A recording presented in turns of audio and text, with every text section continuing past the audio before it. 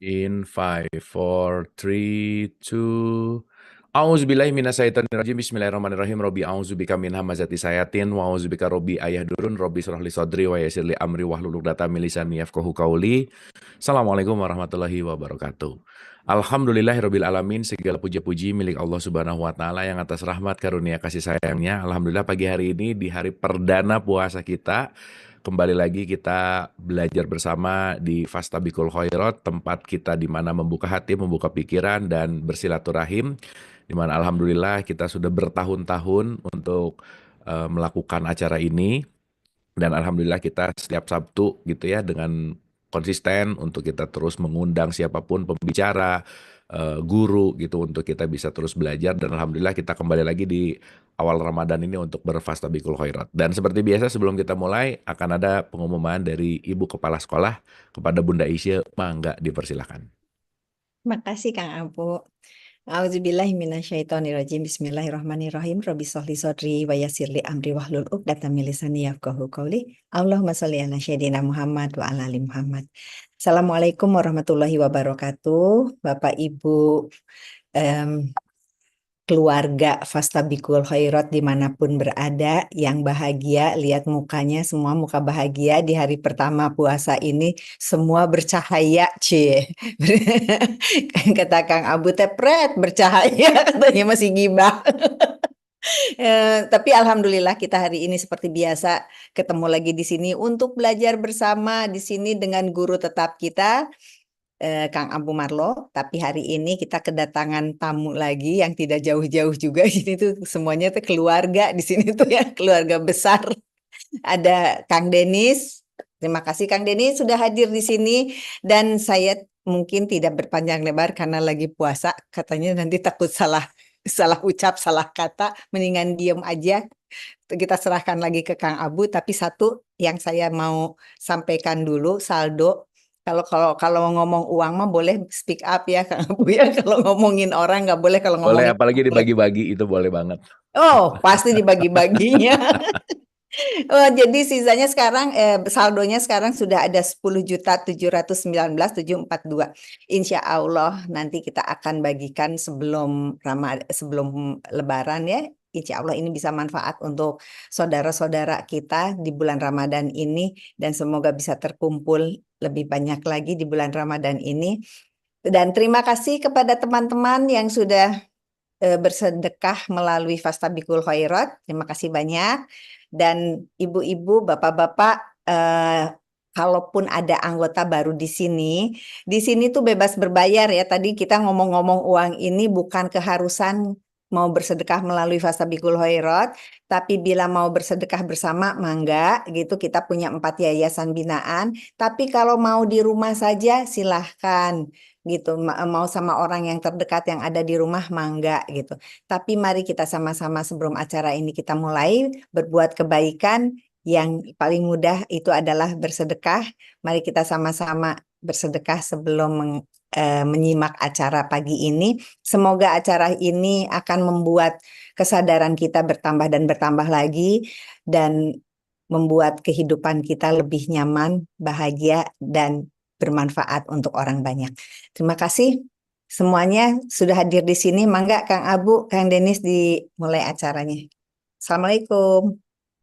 Waalaikumsalam warahmatullahi wabarakatuh. Teman-teman, Ibu dan Bapak, seperti biasa sebelum kita mulai, ada baiknya kita menghening sejenak agar kita bisa hadir utuh di sini saat ini. Oleh karena itu, santai dan rileks, kita menghening, dipersilakan.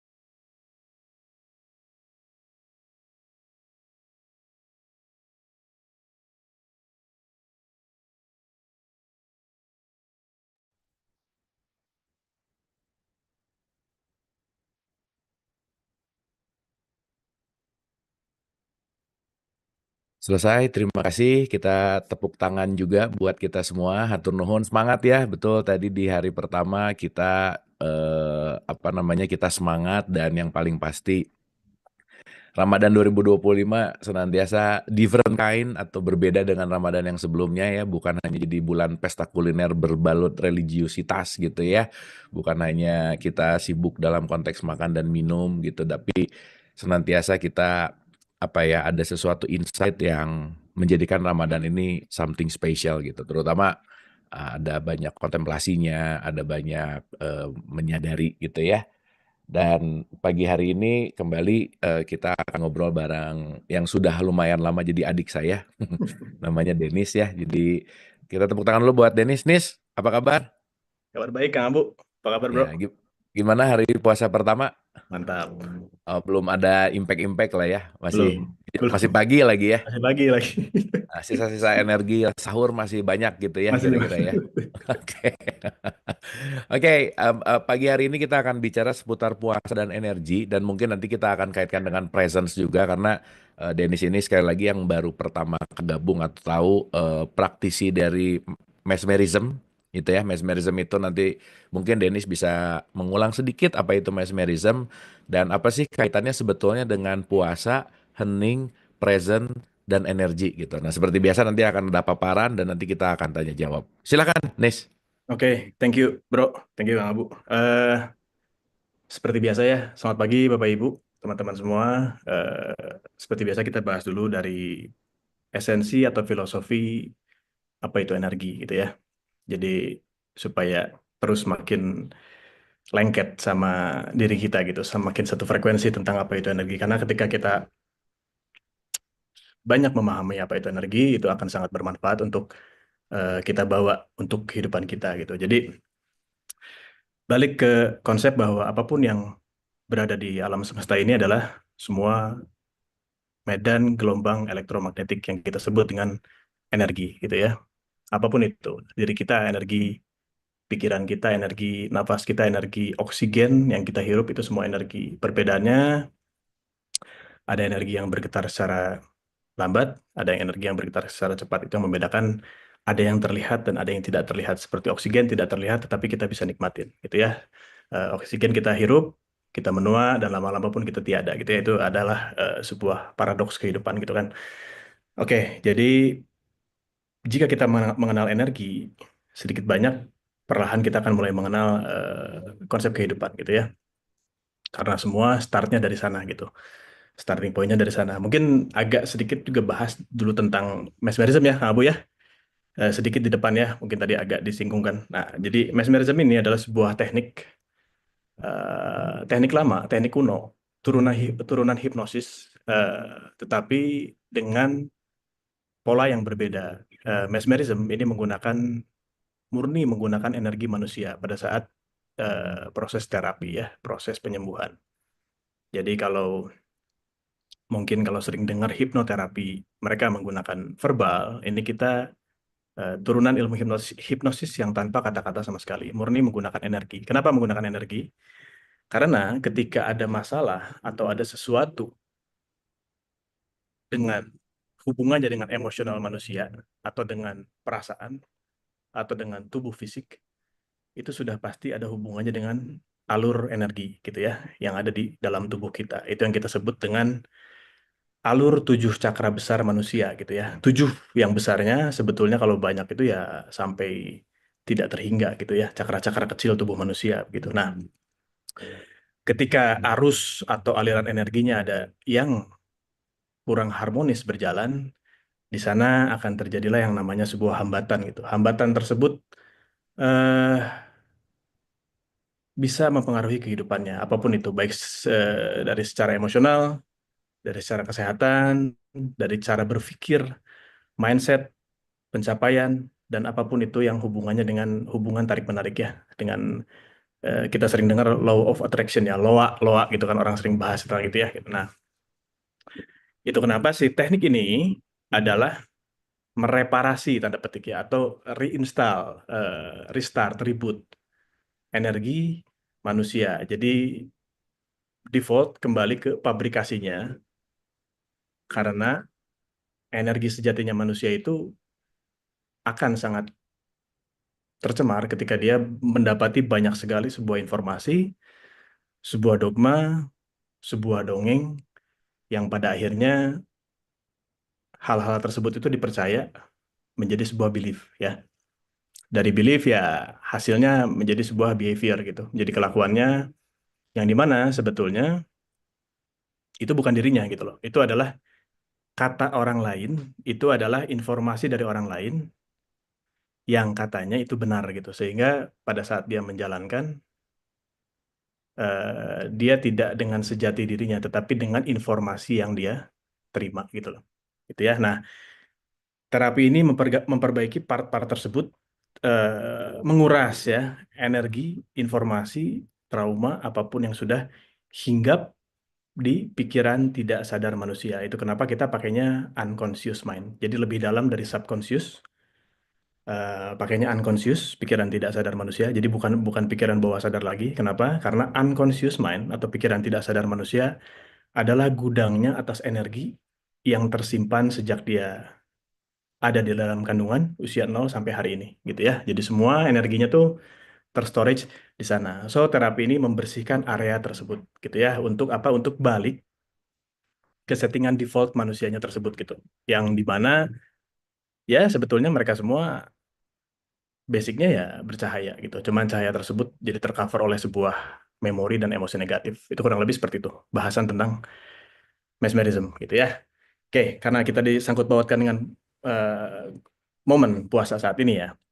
eh, yes, ada kaitannya sangat erat antara energi dengan puasa. Karena ketika kita puasa itu kita kan pause ya, berhenti sejenak gitu loh. Ketika kita berhenti sejenak, otomatis sensing tubuh kita itu dia akan berkali-kali lipat lebih sensitif gitu ya. Disitulah fungsi controlling berjalan. Kalau katanya puasa itu kan menahan amarah, menahan lapar, dan seterusnya gitu. Cuma dengan kata menahan ini sebetulnya saya kurang setuju ya, Bapak Ibu, teman-teman. Saya lebih suka menggunakannya mengontrol gitu. Karena kalau menahan itu sebetulnya dipaksa gitu loh, dipaksa untuk ditahan gitu. Yang dimana suatu hari sudah tidak ada momennya untuk menahan, ya kembali menjadi ambiar gitu, tanda petik ya gitu. Jadi ketika mengontrol itu lain gitu loh. Kayak contohnya, saya sering jelaskan analogi ini, ketika kita berada di sebuah ruangan, kita punya AC gitu, di luar adalah sedang musim dingin, AC-nya nyala. Yang harus kita lakukan kan menggunakan kontrolnya ya, menggunakan remote kontrolnya untuk mematikan atau mengecilkan suhunya gitu loh. Agar si tubuh kita itu nyaman gitu loh. Karena di luar sudah dingin ya berarti artinya yang di dalam tidak perlu menggunakan tambahan gitu ya untuk mendinginkan ruangan gitu. Nah, lain dengan menahan ya. Kalau menahan itu bisa jadi dalam kondisi tersebut udah tahu di luar dingin, di dalam AC-nya masih nyala dingin. Terus bahasanya begini, ya sudah saya terima aja lah. Saya terima, saya berserah aja, dingin nggak apa-apa. Yang penting saya bisa menahan gitu ya, bisa menerima ceritanya. Padahal hanya pura-pura menerima, mohon maaf pada akhirnya gitu. Ya simpelnya gampang, tinggal ambil remote AC-nya, tinggal kita matikan gitu, selesai kan. Itu yang namanya mengontrol gitu loh. Pun sebaliknya ketika di luar adalah musim panas gitu, ya AC-nya tinggal dinyalakan juga gitu untuk kita mendapati sebuah apa ya, kenyamanan gitu ya tubuh kita. Itu perbedaan menahan dengan mengontrol ya. Gitu. So di sini ketika kita dalam pause atau puasa gitu ya, break gitu, itu sensing dia menjadi semakin sensitif. Dan di sana self control sudah otomatis adalah salah satu tools yang digunakan untuk kita merespon diri kita sendiri ya atas kesensitivitasan tersebut gitu loh.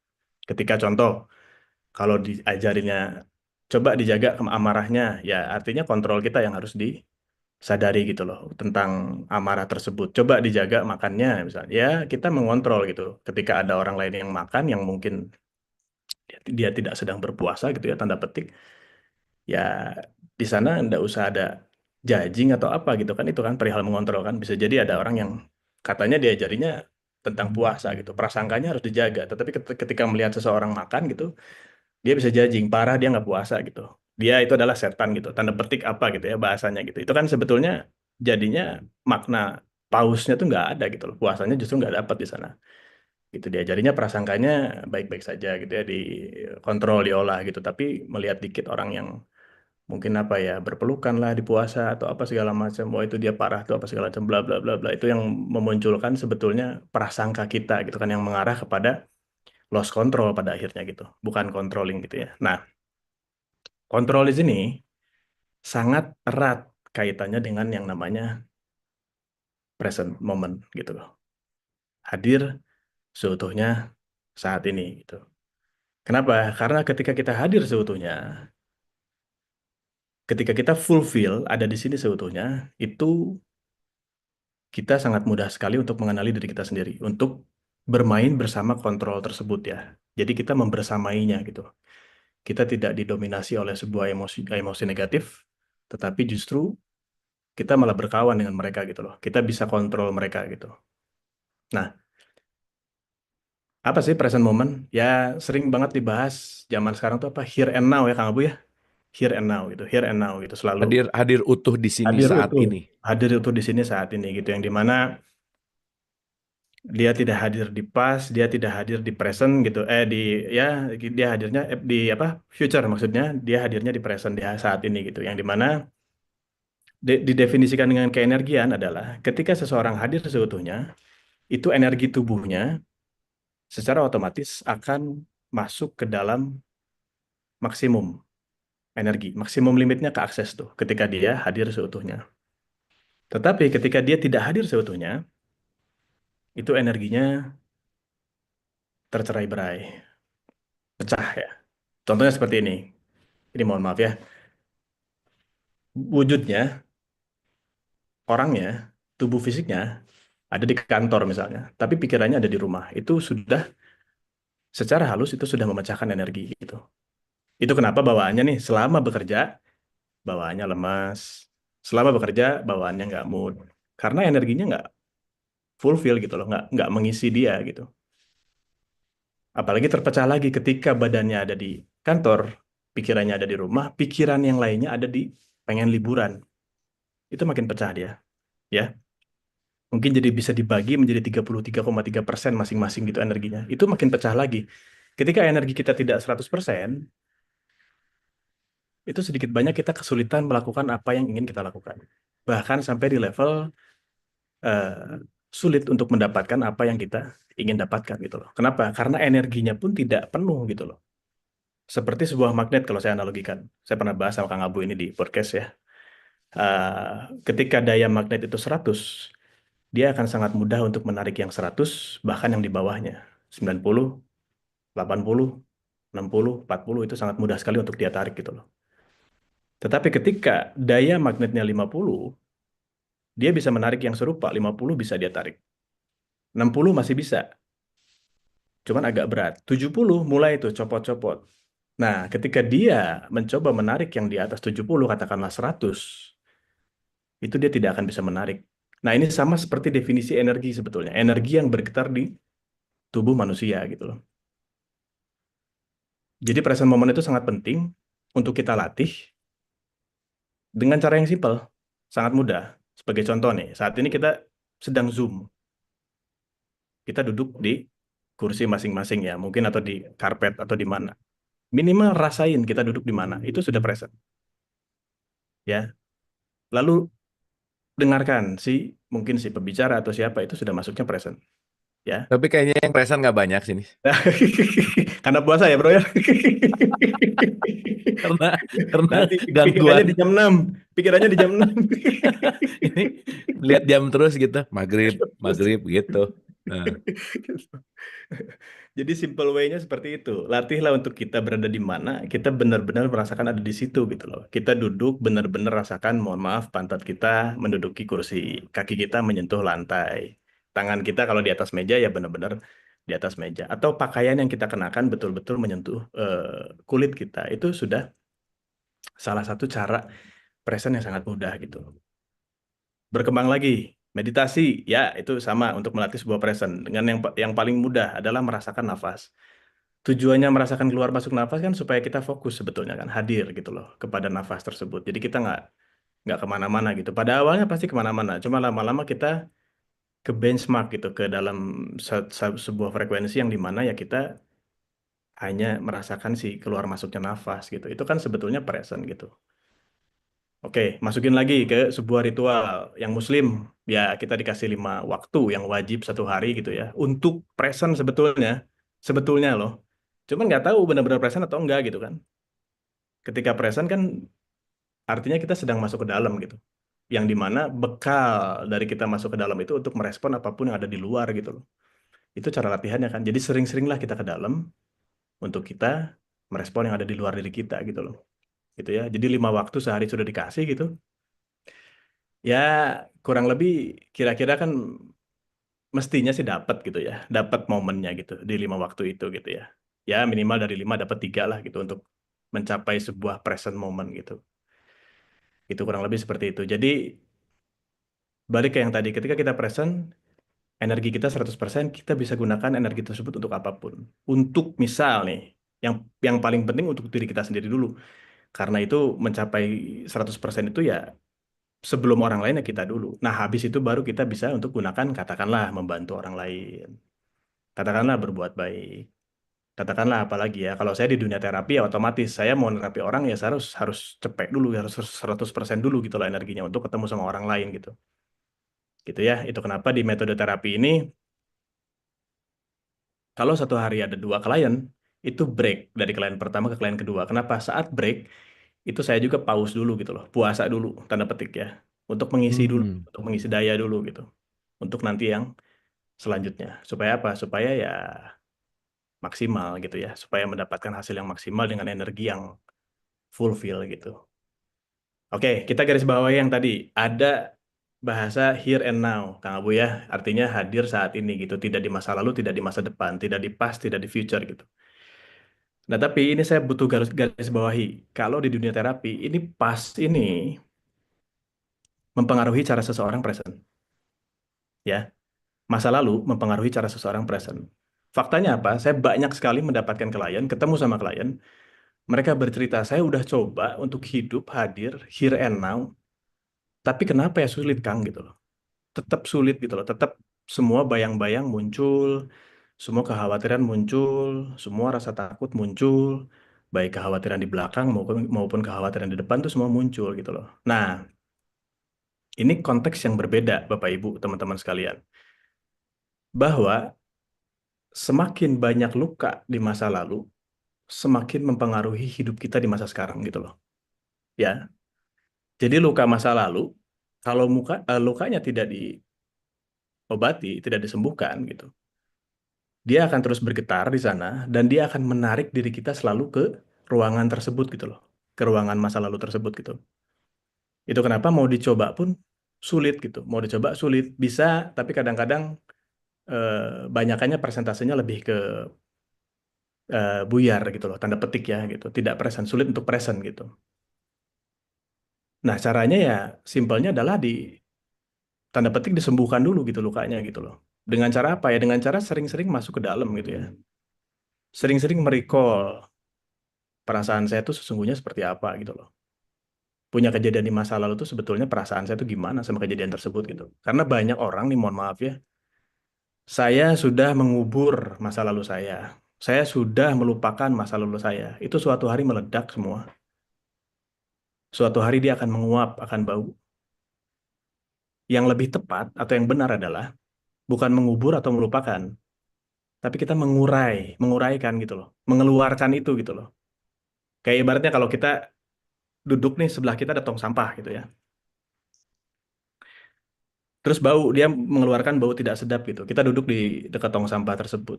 Ketika ada bau, itu kan langkah yang tepat menurut saya ya, kita kan pindah ya gitu loh. Atau kalau sampahnya memang bisa dipindahkan, kita pindahkan sampahnya. Kita sudah suka nih sama spot tempat duduknya di coffee shop gitu. Pindahkan tong sampahnya gitu ketika memang mudah untuk dipindahkan. Tapi kalau tong sampahnya yang benar-benar nancep gitu ya, ya kita yang pindah gitu, cari tempat lain. Bukan bukan tanda petik kita duduk lalu kita ya sudah biarinlah saya terima aja bau ini, bukan kan gitu, bukan seperti itu gitu loh. Ketika terus kita pakai pola tersebut, pakai mindset tersebut, akhirnya masuklah ke fase ya udah yang penting hidup begini saya bersyukur aja gitu. ya udah yang penting hidup begitu, saya bersyukur aja gitu. Cek dulu gitu loh, cek dulu apa bahwa kita tuh sedang menggunakan kutub yang mana, positif atau negatif gitu. Kalau kita katakanlah eh, kutub positif adalah bersyukur gitu, kita butuh yang kutub negatif gitu ya. Supaya apa? Supaya balance gitu. So ada yang langkah yang dilakukan, jangan pikir positif, jangan pikir negatif, gitu. Tepat gitu, berpikir cerdas atau berpikir benar gitu, mau pakai langkah yang mana gitu loh. Ya kalau ke analogi sampah tadi ya ketika sampah di sebelah kita bau tidak bisa dipindahkan, kita yang pindah gitu. Itu kan berarti kita berpikir cerdas gitu, bukan berpikir positif, bukan. Tapi kalau berpikir positif ya udah saya terima aja. Ini bau nih, ya udah saya terima aja, saya syukuri aja. Saya udah dikasih di sini kok sama Tuhan gitu. Nyalahin lagi Tuhan gitu kan. Si Tuhan, lah saya nggak nyuruh kamu duduk di situ gitu loh. Saya Nis, menyuruh jadi kamu untuk beda antara menyadari aja positive gitu. thinking sama berpikir cerdas beda ya. Beda, beda, beda, Nis beda, agak-agak sangat nge-lag nih berbeda saya. sekali. Mohon maaf ya kalau berpositif. Nis, agak-agak Ngelag ya? nge-lag. Tes, tes. Ada? Oh, oh. Oleh. Coba. Sip. Cek, cek. Nah, udah Jelas? jelas. Ulang Oke. pertanyaannya gini. Berarti beda dong antara Oke. berpikir positif dan berpikir cerdas, itu dua hal yang berbeda ya? Beda, beda Kang Abu. Beda. Beda, sangat berbeda. Kalau orang, mohon maaf ya, selalu menggunakan satu kutub berpikir positif aja. Lama-lama ada di fase toxic positivity.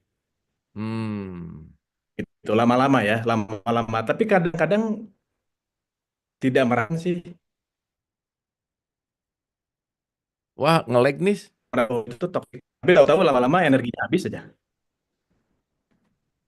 Agak-agak teman-teman sebentar ya. Ini Denis rada nge-lag nih. Kalau saya aman nggak ya? Cek coba. Aman kan? Cek, cek bro. Aman? Aman, aman bentar. Oh iya, sebentar ya. Nggak biasa kalau online kan ini tantangannya. Ya kita anggap ini sebagai ujian di hari pertama bulan puasa ya. Oke, oke nih. Tadi ulang lagi nih soalnya ini penting banget nih. Beda Oke, dong oke.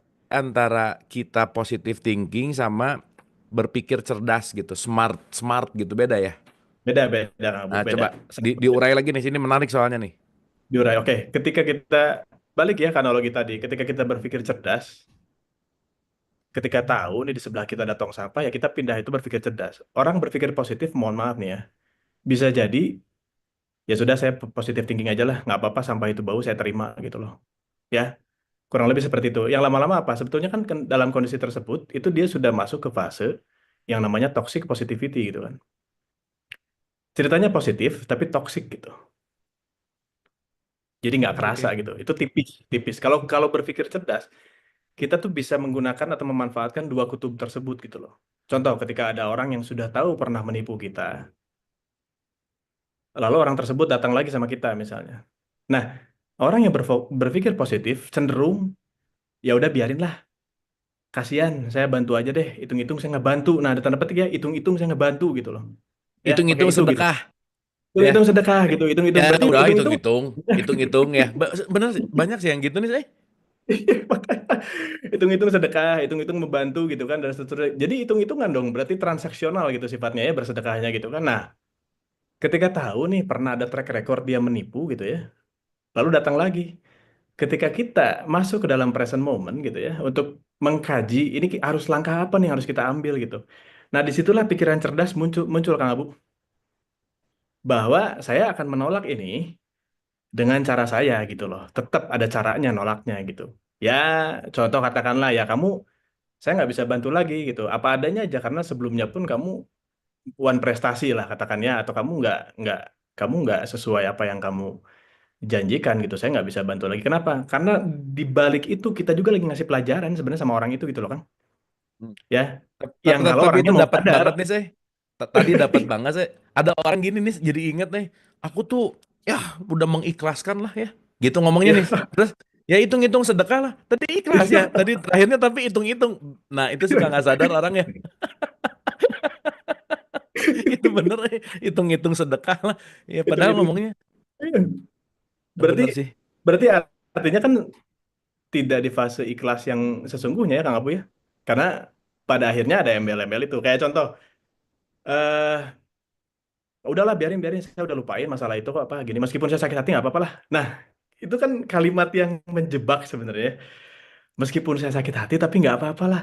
Hei, tunggu dulu, itu tuh masalahnya tuh di situ sebenarnya gitu loh. Core masalahnya di situ yang suatu hari bisa jadi bom waktu gitu. Hmm. Gitu loh sebenarnya Kang Abu. Jadi, nah ini nih balik ya ke fungsinya kita pause, kita puasa gitu ya, break ya, tanda petik ya, untuk masuk ke dalam diri, untuk masuk ke dalam apa kontrol panel kita gitu, untuk masuk ke dalam present moment gitu di sana. Untuk apa? Untuk kita hening sejenak untuk mengambil sebuah keputusan apa yang ada di depan gitu loh kan. Dan itu butuh latihan, butuh latihan. Jadi menurut saya sampai sejauh ini ya teman-teman, Bapak Ibu sekalian, orang mau sudah sehening apapun, tetap mereka tetap berlatih untuk hening gitu loh. Nggak ada berhentinya gitu loh. Nggak ada berhentinya. Kenapa? Karena kehidupan terus terus berkembang gitu kan. Kehidupan terus berkembang, kondisi terus berkembang, zaman terus berkembang, teknologi terus berkembang. Jadi leveling untuk yang memicu sebuah respon kitanya tuh semakin berkembang gitu loh. Nah, tapi toolsnya yang penting kan kita sudah punya gitu loh. Toolsnya untuk dipakai nih di level tersebut, tetap menggunakan tools yang ini, cuman sedikit agak dilebarin gitu tanda petik gitu loh. Gitu. Jadi ya itu balik ya. Kunci utamanya nggak ada lagi latihan. Latihan untuk selalu pause gitu loh. Pause atau puasa, pause, puasa gitu. Bukan perihal untuk hanya menahan makan minum, menahan amarah, bukan gitu ya. Tapi semua tuh ada beyond lebih dalam dari itu gitu loh. Bahwa semuanya adalah tentang controlling gitu loh. Tentang self control. Bisa jadi bahkan gini Kang Abu, orang yang sudah, bukan yang sudah ya, yang sedang menjalankan itu dan controllingnya sudah good gitu ya, sudah bagus gitu ya. Ya tanda petik dia berarti sudah berpuasa setiap saat sebetulnya kan. Tanda petik loh. Gitu ya. Sudah paus setiap saat gitu loh untuk apa? Untuk mengolah respon dia gitu terhadap sebuah kondisi apapun yang akan terjadi di depannya ataupun yang belum terjadi gitu loh. Gitu. Tapi ini tadi menarik ya, ada satu Hmm. menarik gini, bahwa ketika orang pada tahapan yang sudah tidak berserah, tidak bertenaga ya, udah beneran dia dalam konteks yang namanya lemah banget, mau gimana pun kalau udah deket si tong sampah bau nih, disuruh pergi nggak mau, disuruh apa nggak mau. Ya ini ada satu, bukan ada deng, sering banget ya, udah KDRT lah, udah gimana, tetap aja deket sama si tong sampah itu gitu. Iya, iya, betul. Itu udah kondisinya kan kalau di levelnya Hawkins tuh mungkin udah sangat super apatis banget gitu ya. Iya, Nah iya, itu kan iya. mungkin terjadi gitu. Nah itu Iya, memang si betul. energinya udah gimana tuh, drop banget apa gimana nih? Atau Oke. terlalu toxic positivity banget orangnya? Nah, menarik menarik Kang Abu. Oke, ini pertanyaan bagus ya. Jadi ketika itu terjadi, kita masuk ke konteks yang tadi tentang past atau memori masa lalu kita. Gitu loh. Seseorang bisa drain terus, bisa jadi yang tadi. Bukan bisa jadi ya, ini hampir 100% sih. Ini karena memang apa namanya? Semua rata-rata klien kondisinya seperti itu ya gitu. Mereka mengalami luka yang sangat tebal gitu, yang sangat banyak, yang sangat dalam gitu. Sehingga nggak sadar kalau energi mereka tuh low sebetulnya sehari-harinya gitu loh Kang Abu ya. Karena Jadi apa? kayak Balik ke yang kayak tadi. kayak gini nih, kayak kecanduan untuk disakiti, kayak kecanduan untuk menderita terus Ya, gitu. Jadi ya betul, kayak yang betul. kalau nggak disakiti itu kayak yang nggak hidup, dalam tanda petik, ini lebay sih ya. Tapi ini banyak Mhm. banget terjadi loh. Iya, iya, iya, iya. Karena dia kan menarik si polanya, Kang Abu. Jadi ketika dia punya Hmm. pola di masa lalu yang tentang lukanya dan mungkin belum dia sembuhkan atau tidak mau sembuhkan gitu ya, atau tidak ingin tahu gitu ya karena konsep mengubur atau melupakan. Ya sudah, yang pertama dia jadi pola berulang atau law of cycle, law of pattern gitu ya. Lalu masuk ke yang tadi cerita Kang Abu. Ya sudah karena drain, energinya selalu drain nggak kerasa. Di titik drain yang ngajarinnya kamu harus berpositif gitu loh. Harus bersyukur sama kehidupan kamu gitu loh. Dipaksa jadi positifnya kan. Jadilah toxic positivity. Ya sudah hasilnya adalah ketika tong sampahnya bau gitu ya sudah duduk aja di situ nggak apa-apa nggak jadi masalah gitu loh. Jadi seolah-olah bahasanya zen di dalam ruang kebauan gitu ya. Padahal ada yang lebih bisa dilakukan gitu loh dengan cara yang tadi. Ketika kita menyadari berpikir cerdas ya kita pindah gitu loh. Ya kan ya? Kita pindah atau kita mindahin tong sampahnya selesai that's it gitu kan. Karena gini gitu. nih, Jadi, ada hmm, juga satu perspektif bahwa semakin kita menderita tuh semakin kita derajatnya jadi semakin dekat sama Tuhan gitu ya misalnya. betul. Ada loh. Jadi nggak apa-apa aku dipukulin, diapain, yang penting derajat aku gitu. Itu kan beda tipis Ya, antara quote and quote ya, beda tipis antara ya, penyucian purgatori lah ya bahasanya kalau dalam perspektif tasawuf tuh ada yang namanya purgatori. Tapi kan juga si critical thinking gitu, si kecerdasan harus dipakai, penting untuk dipakai. Jadi ya saya rasa penting juga untuk ada balancing antara si ya bukan hanya positif tapi cerdas gitu. Nah, kaitannya sama energi yang ya Unis pasti pernah dapat pasien kan yang dia nggak bisa lepas gitu nih dari kondisi ini ya, ya. ya. Karena memang bukan nggak bisa lepas, nggak mau dilepasin aja sama dianya. Jadi dia beneran terus muter di situ gitu. Oke, Gimana tuh oke. nih? Nah, itu simpelnya gini, Kang Abu. Karena dia mendapati sebuah dogma sejak kecil, selesai. Jadi, Hmm, dirinya itu bukan dirinya, dirinya adalah dogmanya. ya, ya. Eh, jadi diri, Istilahnya kalau bahasa yang sering dipakai, saya pakai mah gini nih, orang hmm, jangan-jangan menyembah tafsir gitu, ya, ya, ya, ya. ya, menyembah penafsirannya bukan menyembah sumber gitu. Ya, Oke, terus terus. ya. Jadi ketika dia bukan dirinya, tapi dia adalah dogmanya, ya sudah. Artinya yang menurut dia benar pada saat itu adalah dogma tersebut gitu loh. Ya, itu dia nggak kerasa tuh biasanya gitu. Pas tahu-tahu nanti suatu hari dapat bom, ada bom waktunya udah nyala gitu ya, udah meledak gitu. Nah, di situ titik poin dia berbalik, itulah yang disebut dengan pencerahan gitu loh. Suatu hari ya, suatu hari nanti itulah yang disebut dengan titik pencerahan di sana gitu loh. Jadi kesadaran tuh munculnya kan di situ gitu. Dan gini bro, Kang Abu ya, coba aja mungkin sedikit banyak Bapak Ibu atau teman-teman mengalami juga ya. Mau menuju kesadaran tuh kan pasti berangkatnya dari sesuatu hal keterpurukan dulu, betul nggak? Apapun loh, Hmm. apapun. Jadi kita tahu sebetulnya dua kutub tersebut gitu. Kutub negatifnya katakanlah ya, kutub negatifnya adalah kutub dogma gitu ya, atau kita yang dulu. Kutub positifnya tanda petik adalah kutub ketika kita mendapati sebuah penyadaran gitu. Nah, dua kutub tersebut ketika kita sudah mengenali, ya langkah kita yang terbaik adalah stay tetap di tengah gitu loh, stay netral gitu loh. Netral aja, netral. Itu kenapa nih, mohon maaf ya, banyak sekali yang udah masuk ke fase kesadaran, lalu dia merasa paling sadar. Nah, itu namanya spiritual, jebakan spiritual ya, Kang Abu ya.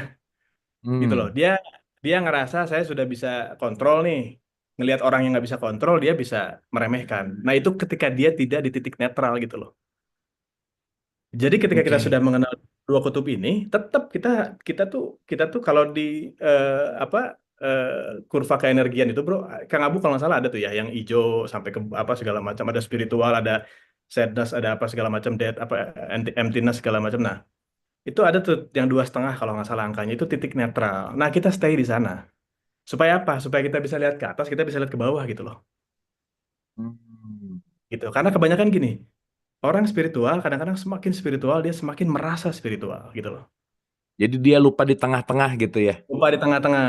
Jadi Bahkan over cenderung spiritual biasanya jadi halu, jadi supra nih. Nah, biasanya mainnya ke itulah kan betul. Mars gitu. Main dulu ke Mars ya gitu, Jupiter gitu. Jadi ya gitulah. Terus Nah, ya begitu pun sebaliknya gitu. Yang di bawah begitu juga. So apapun yang sudah mencapai titik di atas gitu ya, tanda petik ya, itu pasti pasti starting point itu adanya dari bawah gitu loh. Gini lah, kalau botol, nih saya punya botol ya. Nah ini nih, ada botol nih. Kalau botol ini kosong terus diisi, starting isinya dari mana? Dari atas atau dari bawah?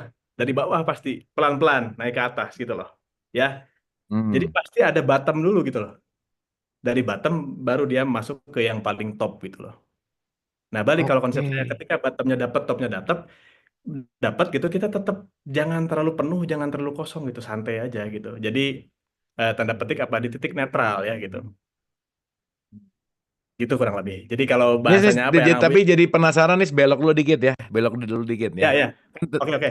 kan kalau kita lihat ya, ini cuman repetisi antara dilahirkan. Kita kan kebetulan pas dapat dogma doktrin yang sama. Kita kan satu sumber ya Ya dari orang tua yang sama gitu. Kita kan disiding lah, dipupuk dengan dogma doktrin yang sama meskipun mungkin mama papa nggak beda beda lah ya sama kita berdua gitu.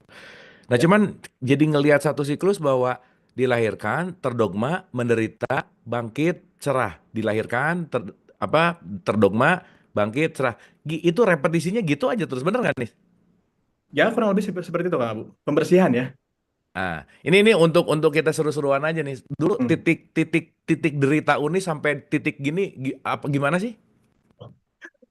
2014, 2015. Kalau kita bahas di podcast pertama Kang Abu ya, itu Ah, itu ah, ah. itu full di sana. Itu Simpel aja, maksudnya juga, maksudnya gini, pengen pengen ngelihat juga bahwa oh dari titik di situ munculnya begini supaya kita jadi ngerti bahwa kan gini nih kadang-kadang ya ngelihat orang-orang yang punya pengetahuan kesadaran tuh kayak ngelihat orang tuh enaknya mulu gitu nih, ini ya orang ya enak ya ya banget gitu ya gitu, ya ya ya tapi ya kayak ya. iceberg gitu, dia melihat yang atasnya tapi bawahnya padahal kan lebih dalam gitu nih. Betul betul. Gimana gimana? Oke, jadi waktu itu kondisinya begini Kang Abu. Tanda petik serba punya. Nih materi ada, sandang pangan papan ada semualah gitu. Tapi nggak pernah ngerasa punya gitu jadinya. Nggak pernah ngerasa puas, nggak pernah ngerasa cukup gitu loh. Jadi selalu dalam dalam kondisi yang saya saya nggak punya gitu. Yang dimana itu mengarah ke pada ketidakbahagiaan sebetulnya pada saat itu. Jadi nggak dapat happiness-nya. Nah, Oke. ketika nggak dapat happiness, itu mulai itu waktu itu mulai dikasih yang namanya ujian tanda petik ya. Rasa sakit hampir seluruh tubuh yang nggak tahu dari mana munculnya gitu. Itulah awalnya di situ. Awalnya di situ meniatkan, bukan meniatkan ya, ya intinya pada akhirnya untuk mendalami hal-hal seperti ini gitu ya, untuk apa ya, untuk lebih memahami aja sih gitu. Jadi udah punya semuanya rasa-rasanya, tapi kok kayak nggak punya dan bahkan kebahagiaan pun tidak pernah didapat gitu. Nggak pernah dapat yang katanya punya dulu ini itu apa segala macam baru bahagia. Enggak gitu loh, bukan di situ kuncinya. Justru kebalik gitu, bahagia dulu baru nanti ini itu dan seterusnya tuh dia akan nyamperin dengan sendirinya gitu, akan ngikutin gitu loh, gitu nggak Bu? Hmm. Kan Unis pasti mengalami masa gejolak tuh ya. Wah, langsung tuh. Goncang, Dan goncang. gini nih, tadi menarik ya bahwa kalau kita melihat puasa begini, kenapa di ayat Quran itu kalimatnya selalu hai orang yang beriman? Itu kan mau menandakan gini nih. Hai orang yang bersengaja berpuasa. Oke. Karena banyak yang puasa ini nggak sengaja nih. Artinya apa? Tidak mengizinkan dirinya, dia cuma ikut-ikutan, tidak terpanggil, mengikuti tradisi aja. Ya, Karena ternyata dalam penyengajaan dalam melakukan sesuatu tuh, saya mengartikan present itu adalah ngerjainnya sengaja. Karena saya hadir gitu. ya, Kan kebanyakan yang kita lakukan niatnya nggak ada, tidak sengaja gitu intinya. ya, Gitu ya. Nah, begitu Unis dapat gitu ya kita kaitkan sama ini nanti, apa tuh? Langkah awal kan pasti kaget dulu, tegang dulu, linglung apa dan lain-lain kan ada alam mengalami begitu kan gitu kira-kira. betul, Nah, terus betul. melampauinya gimana tuh Pak waktu itu? Oke, yang pertama pada saat itu yang asalnya mayoritas jadi minoritas, itu yang pertama ya. Jadi ketika Hmm, mayoritas itu bener-bener rasanya kayak sendirian, yang biasanya rame gitu, ini tiba-tiba sendirian. Ya karena kalau masuk fase penyadaran tuh ada sebetulnya kan ada masuk ke fase tidak kenyamanan dulu kan, Kang Abu ya. Gitu. Nah, ketika itu muncul, itu itu hampir muncul tuh balik ke mayoritas atau tetap stay di minoritas ini yang nggak tahu nanti ujungnya gimana gitu loh. Pada saat itu kan sebetulnya begitu gitu loh. Nah, tapi lama-kelamaan ada sebuah perubahan di level perasaan, apalagi ya keberlimpahan sudah pasti, terus apalagi ya pencapaian. Kenapa ya saya di titik minoritas minoritas ini tapi kayak tanda petik serba apa ya serba cepat gitu Kang Abu. Apa-apa serba cepat. Oh berarti ini kayaknya nih jalan ini yang saya jalanin itu sebenarnya benar gitu, tanda petik ya, menurut saya benar gitu loh. Jadi di balik si minoritas ini ya udah jalanin terus, masuklah ke fase yang namanya menurut saya pada situ adalah pencerahan gitu loh. Nah, di fase pencerahan ini belum selesai. Itu mayor minor tetap dominan ya tadi ya, pas karena waktu itu ngerasa gitu, ngerasa mencerah apa tercerahkan gitu ya. Jadi pada akhirnya jadi merasa yang paling cerah gitu. jadi jadi merasa yang paling cerah gitu, merasa yang paling cerah terus akhirnya bisa apa ya, bisa bilang mungkin ketika ada yang tidak cerah di sekitar kita ya masuknya ke sudah ke mental judgment ya gitu, ada judgment gitu akhirnya pada akhirnya gitu. Jadi kayaknya baru ngerasain nih di mau masuk ke top gitu. Terus dia ngelihat ke bawah, ya udah akhirnya bisa bisa bilang yang di bawah ini tanda petik ya payah lah gitu. Ah dia nggak sadar, ah dia nggak ini nggak apa segala macam bla bla bla. Padahal itu sebenarnya kan sudah masuk ke fasenya spiritual trap ya pada akhirnya ya. Pencerahan tapi dia ada jebakannya sebenarnya gitu loh. Di situ baru menyadari lagi, oh gimana ya caranya supaya nyaman gitu dalam titik pencerahan, tetapi kita tidak terjebak gitu oleh pencerahan itu sendiri gitu. Ya sudah, kita balik ke yang namanya poin netral yang tadi sih Kang Abu Hmm. gitu. Karena di poin netral tersebut lah kita bisa benar-benar melihat kutub-kutub tersebut gitu, positif ataupun negatif gitu. Itu udah nggak ada lagi. Netral adalah unlimited ya. Netral tuh kosong kan gitu. Di kosong itulah kita bisa lihat yang isi mana, yang tidak terisi mana gitu loh. Nah, mulai di situ digunakan gitu loh. Merasa paling glowing ya, merasa paling cerah, merasa paling oh segala macam lah pokoknya pada saat itu. Ya, Begitu. karena jika terlalu over bahwa sesuatu yang mencerahkan atau memberikan cahaya juga bisa menyilaukan nih. Betul, betul, betul, betul, Dan betul. Setuju menyilaukan Kang itu Abu. tidak nyaman gitu. Gak nyaman gitu, betul, Hmm. betul. Ya mungkin ibarat kalau misalkan apa ya, ke dokter gigi kan tuh ada lampunya tuh buat nerangin si giginya. Coba ganti pakai lampu mobil gitu nerangin si giginya. Kan nggak akan kelihatan ya gitu. Benar, benar, benar, benar. Kayak itulah kayak gitu. Jadi secukupnya aja gitu. Yang penting esensinya kita dapat, ya bermanfaat buat kita, ya sudah ada cukup gitu loh. Itu. Begitu Kang. Oke, oke. Mungkin dilanjut lagi dikit supaya nanti kita bisa, ini pertanyaan udah banyak banget nih. Tadi Oke. kita udah bicara tentang apa namanya si penguraian itu bagus banget gitu ya. Nah, mungkin Ya, kaitkan dengan terus puasa present tuh apa gitu. Dengan berpuasa tuh oke. energi gimana gitu. Dan mungkin Unis kasih tips gitu bahwa ketika Unis break antara satu pasien ke pasien yang lain, gimana untuk bisa tetap uplifting atau meningkatkan si energi kita supaya kita full lagi gitu, cepet lagi 100% lagi gitu. Silakan. Oke. Oke. Oke. Jadi begini. Sebenarnya ini bahas sedikit ya tentang apa energi itu dihasilkan dari mana gitu. Jadi di tubuh manusia itu kan ada yang namanya ATP3, ATP2 ya, adenosin trifosfat dan difosfat gitu kan. Nah, itu tuh susunan glukosa dan energi gitu. Itu ketika kita olah, itu menghasilkan sebuah energi gitu. Energi yang bisa kita pakai untuk apapun gitu. Bisa buat healing, bisa buat berkegiatan dan seterusnya gitu.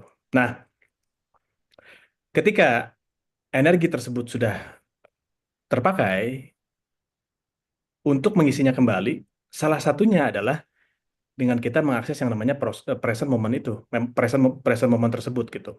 Macam-macam caranya, bisa dengan kita meditasi, bisa beneran kita dengan cara bener-bener diem gitu ya. Maksudnya diem di sini adalah fokus, hadir, saat ini ngerasain. Nanti secara natural, secara otomatis itu dia akan ngecas dengan sendirinya Kang Abu. Gitu ya. Kenapa? Karena dengan kita pause gitu ya, itu ibarat handphone dicas terus dia disimpan gitu loh. Dia nggak dipakai kegiatan gitu loh. Bener-beneran dicas terus disimpan gitu. Sama kayak gitu. Itu kan break. Break kita menggunakan handphone tersebut gitu loh untuk mengisi daya gitu loh. Ada Nah, nggak sebetulnya gimana korelasi. caranya? Nis kan kalau ngecas tuh kan dicolok didiemin ya. Supaya Nah, dipakai dijamin. jalan-jalan pakai power bank nih. Nah, supaya kita bisa ngapa-ngapain tapi tetap ngecas pakai power bank, ada nggak caranya? Caranya ya selalu hadir sepenuhnya. Dan jadi gini, ini ada korelasinya. Ketika kita sudah sering berlatih present moment, itu sebetulnya dalam kondisi apapun kita bisa present, Kang Abu, gitu loh. Contoh ya, Oke. contoh ya, ada orang yang berkegiatan, tapi dia tidak hadir di kegiatan tersebut sebenarnya. Ada yang seperti itu Yes. loh. Contoh, Yes. orang datang ke sebuah acara, ke sebuah kajian gitu ya. Orangnya duduk ada, wujudnya duduk ada di sana, tapi energinya bercerai-berai gitu loh, kamu pecah gitu loh. Hasilnya apa? Ketika apa yang disampaikan itu nangkapnya beda sama orang yang benar-benar duduk, present, hadir seutuhnya gitu loh kan. So Tuh. tadi si paus atau si puasa ini tuh sebenarnya dongkarakan pertamanya aja gitu. Ketika kita sudah memahami cara si present gimana untuk diri kita masing-masing, karena present setiap orang itu beda-beda ya. Present kembali lagi, cara present setiap orang berbeda-beda, nggak pernah ada yang sama, nggak pernah ada yang apa namanya, nggak pernah ada yang mirip gitu, nggak pernah ada ya gitu. Contoh, ada orang loh yang bisa dapat present momennya ketika dia sapu-sapu, bisa dapat di situ ya. Di situ nih lagi sapu-sapu apa segala macam, muncul intuisinya, muncul idenya, apa segala macam. Ada orang yang present momennya dapat justru pada saat dia lagi main musik misal, itu di situ dia dapat tuh, ya. Itu dia dapat tuh. Ada orang nih yang present momennya lagi berendam di bak misalnya, di situ dia dapat. Jadi present Yang moment itu menarik ya, yang Hmm, menarik present moment hmm. present moment saya ya, justru kalau lagi ngajar nih. Jadi Nah, itu maksudnya. present moment kalau udah lihat papan tulis, megang Hmm, spidol, udah, hilang ya. udah aja. Begitu Makanya megang spidol tuh udah yang zep gitu, dalam hilang. tanda petik ya. Nah, Ya, padahal kan bukan diem, bener nggak? betul, betul, Nah, jadi mungkin penting juga memaknai bahwa present moment tuh bukan duduk diam nggak ngapa-ngapain, tetapi lebih ke betul. tidak mengapa-ngapa ketika ngapa-ngapain gitu. Ya, betul sekali, gitu. Oke. Jadi betul sekali, betul betul Kang. Jadi ya itu balik ke yang tadi banyak sekali macamnya. Saya mau pakai present moment saya dengan cara meditasi duduk diam ya silahkan gitu loh. Nah, tapi nanti setelah itu ya aplikasikanlah ke dalam kegiatan gitu. Karena apa? Kalau tidak diaplikasikan ke dalam kegiatan bisa jadi dia meditasi seharian gitu. Jadi tidak bermanfaat gitu sebenarnya.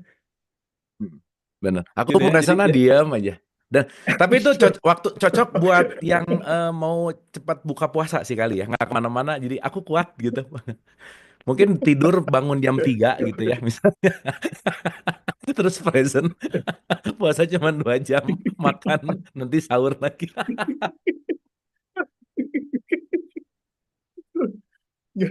gitu. Jadi intinya apa? Di pause atau di puasa ini itu tuh dongkrakan awalnya. Setelah itu present itu aplikasikanlah di dalam bentuk apapun gitu. Yang udah pasti yang dirimu atau Bapak Ibu teman-teman sekalian sukai. Contoh nih kayak Kang Abu tadi nyeritain. Nis, saya present ketika saya ngajar gitu. Ya udah pasti Kang Abu suka sama hal tersebut ya. Itu kenapa pasti ada yang ngomong gini Kang Abu ya. Kang, kalau lagi ngajar kayak bukan Kang Abu. Ada nggak yang ngomong gitu, Sok? Ada sih. Apa? Ada ya. Karena pada saat kondisi tersebut, itu energi murninya tuh full, ya, maksimal gitu. Ketika maksimal, itu dia tanda petik cerah gitu loh. Nah, ketika dia cerah, ya mulailah memberikan pencerahan gitu loh. Gitu kurang lebih Karena seperti itu. gini nih, karena ya, kalau saya lagi ngajar, nggak mungkin overthinking, nggak mungkin Hmm. depan depan depan belakang. Karena kalau misalnya lagi ngajar overthinking ya, tiba-tiba lupa ngomong apa, repot, bener deh. Ya, justru kalau ada orang yang nanya meditasi yang terbaik buat saya pribadi gitu ya, sharing. Ya, Sharing is my meditation gitu. Karena sesaat sharing, sesaat menyampaikan itu beneran nih. Jadi kalau sehari ada 3 atau 4 jadwal, itu justru capeknya, dalam tanda petik ya. Ya memang kan itu menguras energi fisik gitu. Tetapi justru istirahat pikiran saya di 4 jadwal itu. ya. Sisa dilepas 4 jadwal, pikiran nggak istirahat. Justru begitu ngajar, secara fisik saya lagi bergerak, Hmm. tapi secara esensial, energi dan seterusnya, itu adalah momen istirahat saya gitu nih. Betul, betul. Jadi paus ya, Kang Abu ya. Paus, puasa di Heeh. sana ya. Gitu kurang lebih. Puasanya di situ gitu. Itu menarik sih. Gitu, gitu Kang Abu. Jadi ya balik ya, diem boleh dipakai buat present moment. Bergerak pun sama gitu loh. Yang penting kita tahu celahnya, kita sudah dapat gitu, sudah keulik nih pabrikasi kita seperti apa gitu, core-nya di mana, ya sudah, selamatlah di sana. Kita bisa menggunakan itu dalam kondisi apapun, tuh loh. Apapun, apapun, gitu ya. Gitu Kang Abu. Nis, ini untuk pengetahuan aja ya. Untuk pengetahuan Ya. kita bareng gitu.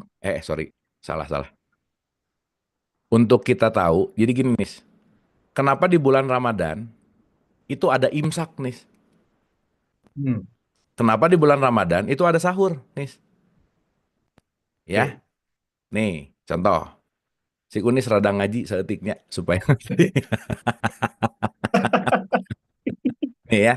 Di surat 317 tuh ada kalimat gini, yaitu orang-orang yang sabar, yang benar, yang tetap taat, yang menafkahkan hartanya di jalan Allah dan yang memohon ampun di waktu sahur. Ya. Jadi yang menarik ya, kalau kita bicara dalam konteks yang namanya sahur, di sahur itu konteksnya tuh bukan makan minum gitu nih, tetapi memohon ampun. Nah, orang yang memohon ampun, kenapa di dalam konteks yang namanya Ramadan itu kita dibangunkan early? Karena untuk menembus ruang hening, ketika yang jarang bangun jam-jam sahur, sok bangun lebih pagi karena kenapa? Kamu punya me time yang lebih dapat gitu intinya. Nah, makanya karena yang tadi kita udah bahas gitu, kita udah terstigma dengan doktrin, dengan dogma karena begitu bangun sahur aja dipikirinnya makan. Ketiduran abis sahur, abis gitu sholat subuh ketiduran yang dipikirin nanti makan lagi. Jadi ya tubuhnya memang berpuasa, tapi ininya nggak kemana-mana puasa.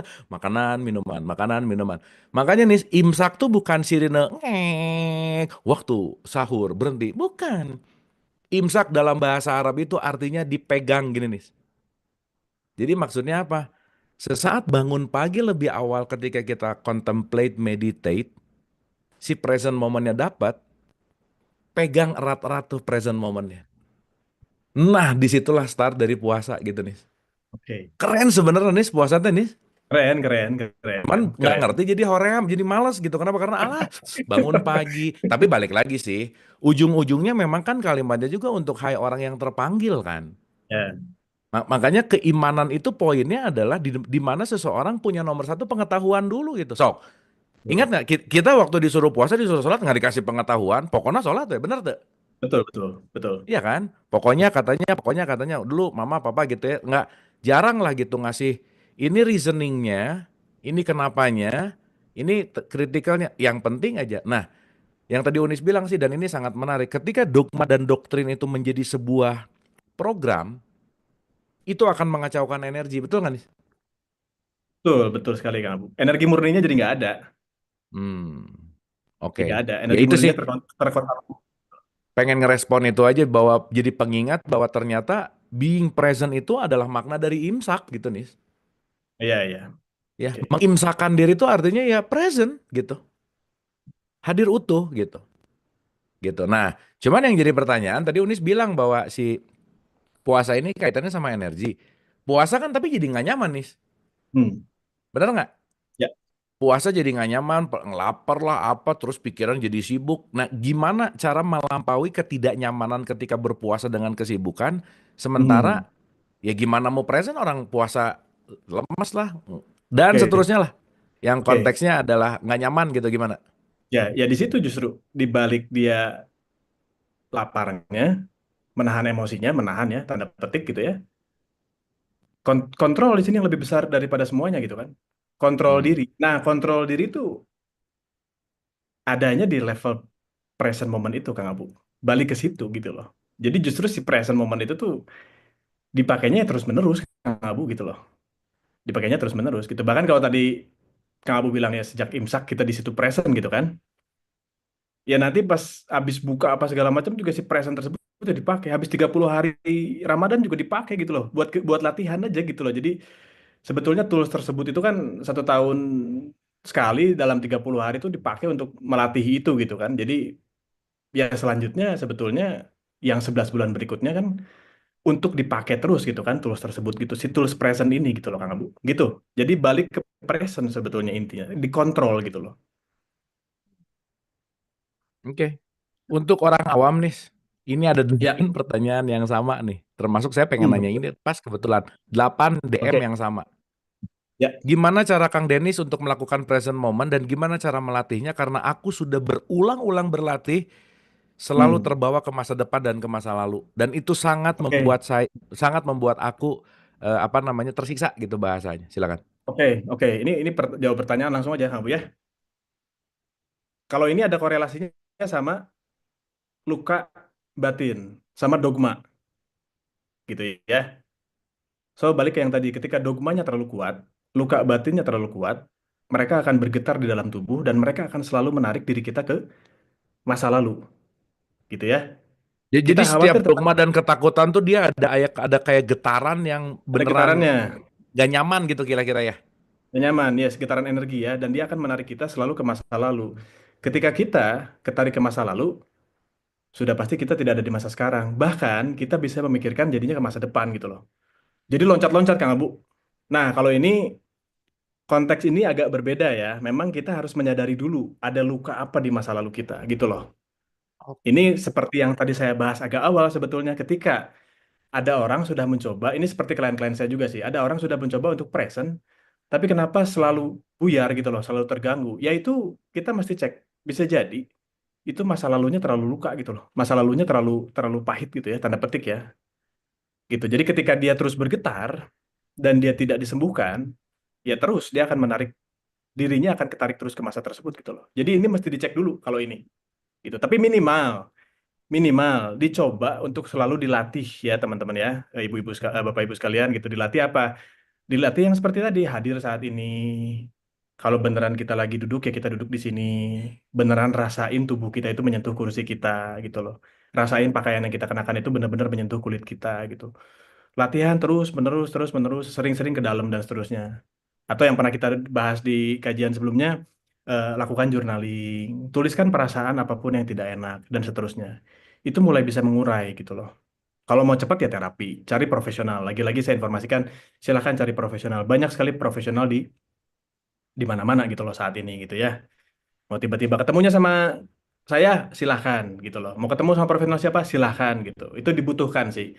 Jadi konteks ini agak berbeda Kang Abu. Memang banyak sih, hampir 80% lah yang sulit. Kenapa ya saya nggak bisa present gitu? Kenapa saya nggak bisa present? Itu terlalu terlalu memberikan bau gitu loh masa lalunya. Jadi yang si bau tersebut tuh secara natural kecium lagi, kecium lagi, kecium lagi gitu loh. Jadi dia selalu ada di bau tersebut gitu. Dia nggak move gitu dari si tempat itu gitu. Gitu Kang Abu. Ya makanya kenapa ya poin penting dalam apapun itu adalah di diterima dulu gitu, tidak denial gitu ya.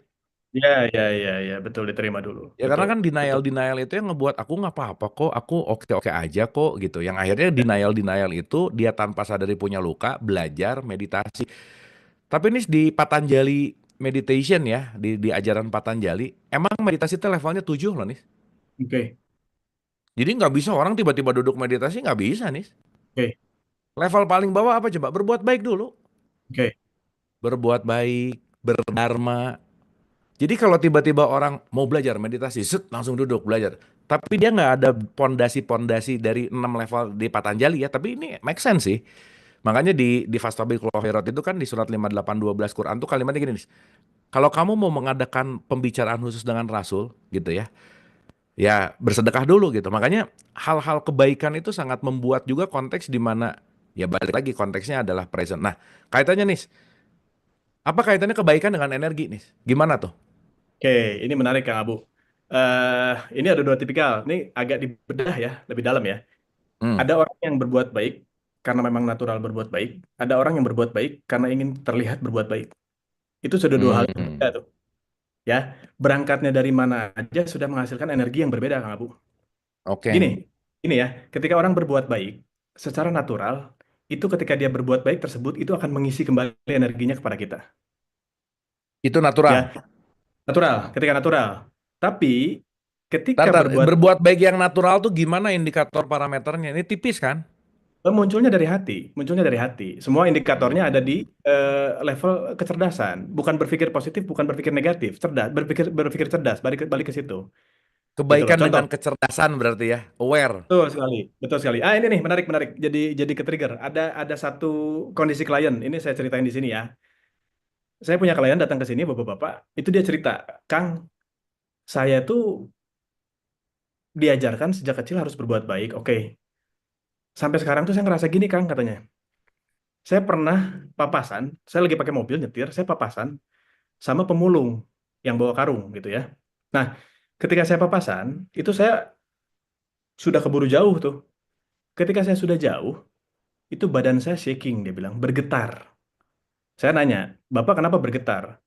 Saya merasa bersalah, Kang, karena saya tidak membantu orang yang tadi gitu loh.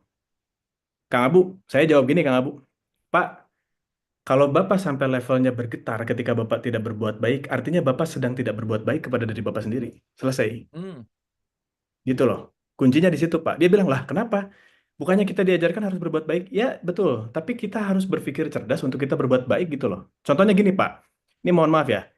Ketika Bapak bergetar, merasa menyesal tidak bisa membantu orang yang apa pemulung yang barusan Bapak lalui gitu ya. Itu Bapak nggak sadar loh, Pak. Bapak sedang mengecilkan Tuhan. Dia makin tinggi. Loh, kenapa? Saya mengecilkan Tuhan, Tuhan di sebelah mana? Dia bilang. Gini, Pak. Ketika Bapak kelewat, itu bisa jadi memang caranya harus kelewat, Pak. Tidak menutup kemungkinan orang yang tadi pemulung itu dibantunya sama yang belakang, Pak. Tuhan tuh sudah ngasihnya di jalurnya di yang lain gitu loh, bukan di Bapak gitu loh. Tapi Bapak memaksakan saya harus nolong orang itu gitu. Kata Tuhan, ngapain lu maksain gitu, saya udah ngasihnya yang lain gitu loh. Atau bisa jadi satu lagi Pak, bisa jadi pemulung tersebut sudah bawa isinya itu lebih dari yang Bapak mau kasih gitu loh. Bisa jadi seperti itu. Di situ baru diam Kang Abu. Artinya apa? Bapak terlalu baik, Bapak terlalu people pleaser atau people pleasing, saya bilang. Ya, yang akhirnya Bapak lupa untuk nge-please diri sendiri. Yang akhirnya Bapak lupa untuk menjaga energi Bapak sendiri. Bapak ngasihin energi Bapak untuk orang lain terus. Bapak habis untuk diri sendiri. Lama-lama apa, Pak? Bapak lupa untuk caranya bahagia, Pak. Habis energinya. Udah, di situ sadar dia, Kang. Alhamdulillah ya. Menyadari sedikit demi sedikit karena mungkin erat dogmanya itu sudah sangat apa eh, kuat gitu ya dari sejak kecilnya. Memang sudah beliau beliau sudah tua gitu. Klien saya ini sudah tua gitu ya. Jadi sudah terlalu tebal dogmanya gitu. Jadi ketika dapat hal seperti ini pasti awalnya kaget. Cuma lama-lama berpikir bahwa saya tanya, Bapak pernah nggak membahagiakan diri Bapak sendiri gitu loh. Kalau dirunut lagi, jawabannya tidak pernah, Bu. Lupa, selalu keluar, selalu keluar, selalu keluar. So tanda petik ya, berbuat baiklah dengan cerdas gitu loh. Makanya tadi ada dua tipikal orang. Ada orang yang berbuat baik karena baik, ada orang yang berbuat baik karena ingin terlihat baik, itu dua hal yang berbeda. Dan itu menghasilkan dua energi yang berbeda. Mohon maaf ya. Ketika kita berbuat baik secara natural, itu akan mengisi energi kita. Ketika kita berbuat baik secara ingin terlihat berbuat baik, coba aja, itu sebetulnya drain, drain, drain, dan drain lagi energinya. Sebenarnya seperti itu. Justru Tapi kebaikan karena yang nomor 2 tadi bukan recharge, tapi justru malah membocorkan lagi ya. membocorkan energi, betul sekali. Malah bocor energinya. Gitu loh, Bener Kang sih, Abu. Nis. Gimana nggak bocor, begitu ngasih aja udah ditunggu kapannya terima kasihnya. Bener nggak? Begitu mau ngasih, kapannya didoainnya. Itu kan energi ya, bener nggak? Betul, betul, betul, betul, betul. Betul. Gitu. Jadi kalau mau berbuat baik, ya bikin diri kita let go dulu, and then let God gitu. Selesai, udah beres gitu loh. Ya, let go dulu, baru kita let God gitu, beres. Nanti biarin ada tuntunannya semua. Nah, itulah yang disebut dengan intuisi gitu loh. Berbuat baik muncul dari intuisi. Intuisi itu kan sebenarnya hubungannya sama pikiran cerdas gitu loh. Gitu ya, kita berpikir cerdas, kita berpikir benar, kita berpikir tepat gitu. Itu semua kan hubungannya sama intuisi gitu loh. Gitu Kang Abu, jawabannya ya. Oke, Nis, keren, Unis pinter oke, bagus. Wah, Lumayan lah, lumayan. Bagus jawabannya. Oke, nah, jadi balik nih ya, berarti si puasa ini juga sangat memengaruhi tentang energi. Karena gini nih, balik ya, kita ngelihat dalam konteks yang namanya sirkulasi energi. Ternyata, ini saya ulang-ulang sih, orang yang mati sekarang itu bukan karena kelaparan, tapi kebanyakan makan. ya betul, betul. Nah, tapi yang menarik bahwa makanan itu energi nih, ya kan? Kita perlu energi dari makanan. Ya. Nah, sementara ada yang bilang bahwa puasa ini bikin lemes lah, jadi nggak produktif lah. Nah, ini Hmm. banyak dari teman-teman korporat yang nanya, gimana tetap menjaga produktivitas dalam kerja ketika kita dalam berpuasa. Sementara kalau Unis ngomongin energi, puasa energi berkurang, tapi di Hmm. satu sisi paradoksnya, puasa Hmm. malah nambah energi gitu. Gimana tuh, Nis? Oke, ya gini kan sebenarnya Kang Abu, ketika kita tidak diisi oleh asupan, tapi kita punya cadangan kan susunan glukosa yang berada di hati dan di otot, betul ya Kang Abu ya? Jadi mau kita nggak diisi selama 3 hari juga aman, tanda petik gitu ya. Sebenarnya gitu. Nah, yang menggoyahkan sebetulnya kan di level controlling gitu loh. Udah puasa, mungkin tanda petik dogmanya, mindsetnya berat. Puasa itu berat gitu loh. Itu utamanya kan. Ketika dikasih dogma itu, Hmm. beratlah sudah menjalankannya gitu loh. Tubuh sih Ya. oke-oke aja sih kali ya. Nah, tubuh sih oke-oke, cuman mindset itu dia menggiringnya ke arah yang berat gitu. Ketika mindset dibawanya berat, ya sudah pada akhirnya puasanya berat gitu. Lama-lama apa? Ketika dia punya dogmanya berat, masuklah ke level emosional. Dia berpikir kapan jam 6, kapan jam 6, kapan jam 6. Dikit-dikit ada yang tidak sesuai apa yang dia inginkan, dia marah dan seterusnya. Itu kan sebetulnya ritual-ritual yang menghabiskan energi gitu loh. Ya soalnya lucu tadi pagi lagi scroll-scroll gitu ada yang live, lagi Hmm. makan. Langsung Ya. dimarahin, woi puasa. Ini saya live di Jerman katanya. Soalnya udah belum puasa. Jadi komen, woi lagi puasa, lagi puasa, lagi puasa. Lucu gitu ya. dia nggak tahu dan nggak ngerti dan bahkan ya sorry ya kalau sekarang ada orang puasa juga warung harus ditutup lah, rumah makan harus ditutup lah dan seterusnya. Terus Hmm. letak untuk latihannya ada di mana gitu. Jadi kan menarik bahwa saya lagi puasa, hormati saya, kamu jangan Hmm. makan. Nah itu Hmm. makan bukan puasa namanya gitu. Bener Bukan, nggak nih? bukan puasa. Nggak ada hubungannya sama warung harus ditutup tuh nggak ada hubungannya. Kan sebenarnya tentang leveling kontrol kita kan, Kang Abu. Gitu. Contoh nih yang banyak terjadi nih. Oh, gara-gara si orangnya tuh buka warung puasa saya jadi batal. Jadi nyalain orang lain gitu kan. Padahal si warungnya mah udah netral gitu mah. Dari pertama juga dia nggak ngapa-ngapain gitu si warungnya. Ya dia tergoda gitu. Intinya kan pada akhirnya begitu kan gitu kan. Tapi orang Selesai. tapi saya punya teman nih ya, baturan ada teman. Puasa ya? Set, minum. Mana tuh? Kamu nggak puasa? Tadi marah jadi minum aja lah katanya.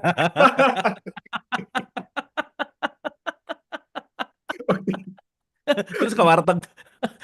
Jadi si Gana bukan marah sih, lapar itu mah ya. Apa? Tapi si marah dijadiin tools yang punya supaya jadi buka puasa Kan gitu. kalau marah membatalkan katanya. Jadi mending Ya, dahar we ya, cenah. Ya. ya, Terus ya, ya. orang saya ngajak balas dia, ya elah rugi banget gitu kalau batal puasa warteg KFC kayak gitu, McD Nah, kayak rada lebih berkelas gitu kan sayang ya gitu gitu kira-kira nih. Tapi Bu, menarik ini sih. menarik sedikit-sedikit lagi ya. Karena si dogma, informasi, atau apapun yang kita terima sejak kita awal itu ya, itu sangat mempengaruhi energi kita. Itu aja. Karena gini Oke. loh, contohnya dogma berat masuk ke diri kita. Artinya nanti frekuensi atau vibrasi kita yang bergetar di tubuh tuh jadinya berat tentang puasa, gitu ya. Dan itu yang akan ketarik gitu. Kenapa? Karena dia bervibrasi tuh. Itu yang akan ketarik. Nah, rata-rata biasanya karena itu yang masuknya, itu yang ketarik, itu dia sejalan-jalan lihat orang makan, orang berpelukan, menariknya yang hal-hal seperti itu terus gitu loh. Nah, karena prasangkanya sudah seperti itu gitu loh. Nah, jadi si prasangka tersebut terkontaminasi oleh sebuah dogma yang dia terima gitu loh. Itu balik ke yang tadi ketika dogmanya adalah puasa berat, ya sudah pasti berat menjalankannya. Gitu Kang Abu. Berarti ini seseorang itu dia punya level of energy secara tidak langsung ditentukan dari lahir di rahim ibu siapa, di lingkungan apa, di keluarga mana, bener nggak? Betul, itu ngaruh, itu ada pengaruhnya. Ada korelasinya, sangat ada korelasinya. Gitu Kang Abu. Oke, oke. Ini ada pertanyaan menarik nih dari Aldi. Bagaimana bentuk toleransi dari umat non-Muslim terhadap umat Muslim yang sedang berpuasa? Gimana nih toleransinya? Gimana gimana? Gimana gimana? Bentuk apa? Umat non-Muslim toleransi ke yang Muslim lagi puasa. Gimana caranya? Toleransinya gimana maksudnya? Ya, toleransi gimana ya maksudnya Kang ya? Kurang kurang paham Kayaknya pertanyaannya. jangan ngajak gibah mungkin ya. Atau takjil dibeli gitu. Atau ikut puasa gitu-gitu misalnya gitu. Kan kita penting untuk menjaga toleransi nih. Oke. Nah, ada orang puasa, kita sebagai yang tidak puasa terhadap orang yang puasa harus apa gitu kira-kira? Aduh, ini pertanyaan rada antiknya ya. Itu mah sebenarnya balik ke dirinya masing-masing ya. Balik ke dirinya masing-masing bukan bukan siapa yang di luar kita kan sebetulnya kan. Kalau pertanyaannya gimana caranya yang di luar kita, tapi justru di pertanyaan ini saya balikin gitu loh. Gimana kita ngerespon yang di luar diri kita itu kan sebenarnya. Benar-benar. Gitu loh. Tapi cara yang paling Jadi gampang, aku turut mendoakan kamu supaya kamu aku kuat puasa. Ah, doain udah paling gampang ya. di ikut-ikutan puasa aja ya. Gitu. Oke. Oke, oke. Nah ini balik nih, ada beberapa teman-teman. Abis ini saya ada dua pertanyaan. Abis gitu yang mau naik, yang mau apa raise hand boleh ya, silakan ya. Gini, aduh ini sama, jawab banyak banget ya pertanyaannya gini. Pertanyaannya gini, eh latihan apa sih yang paling jitu nih? Mungkin Unis lebih gini. Menggambarkan present moment kepada orang yang sangat awam, mungkin kayak tadi Unis kan baru sepotong tuh ya, menyadari Oke. duduk, menyadari baju, menyadari apa atau menyadari nafas. Mungkin Unis bisa mengelaborasi karena ini hampir hampir empat pertanyaan yang sama berikutnya adalah gimana sih cara present? Ya mungkin ini jawabannya bukan karena dia let's say katakanlah dia nggak punya luka batin yang parah misalnya nih Oke, oke, oke. ya. Dia mau Oke. belajar present moment, tapi cara praktis bukan gampang atau ya. Ya, Cara ya, yang ya. termudah dan praktis untuk bisa dilakukan di sini sekarang saat ini gitu. Gimana? Oke, ya sebenarnya yang tadi diinformasikan ini sama sama penanya-penanya ya, itu sebenarnya sudah cara yang paling basic, ya. Atau tambahin deh, minimal cari 5 objek yang bergerak dan bersuara di sekitar kita. Tambahin itu aja. Itu cara latihannya. Jadi gimana? Contoh, kita duduk di sini, ada suara mobil nih di belakang saya. Oh, itu ada suara mobil, diakui. Terus di sini ada warna. Contoh nih ada warna gorden, warna ini diakui. Oh ini ada botol yang warna biru nih yang tadi saya pegang. Oh diakui ada di situ. Nah terus ada saya sedang duduk di sini. Oh itu diakui. Oh ada laptop di depan saya. Diakui. Fokus sama 5 objek tersebut. Itu sudah salah satu latihan yang paling mudah itu sebetulnya. Gitu loh. Untuk kita hadir sepenuhnya gitu loh. Dan jangan mencari tujuan hadirnya apa. Itu kuncinya. Karena kalau kita nyari, kita nggak akan pernah dapat gitu loh. Karena titik hening masing-masing tuh beda-beda gitu loh. Misalkan si heningnya si A dapat ketika dia sudah apa, sudah dapat ada kliknya apa gitu. Itu beda-beda gitu loh. Jangan dicari gitu. Jadi yang penting kita lakukan dulu gitu loh. Yang terbaik untuk kita melatih diri kita present tuh kita mau melakukannya dulu itu loh yang paling penting kan itu sebetulnya niatnya dulu kan gitu loh. Ketika niat lama-lama itu semua terlatih gitu loh. Kenapa harus 5 nih ada yang nanya gitu ya. Kenapa harus 5? Sebenarnya bebas. Cuman kalau saya Nggak, pakai kenapa harus 5. 5? Karena kalau 5 udah terlatih, yang keenam suara istri nih langsung gitu gitu kira-kira ya. Ya gitu nggak kira-kira? Itu langsung yang 5 jadi zzz, gitu gitu kira-kira.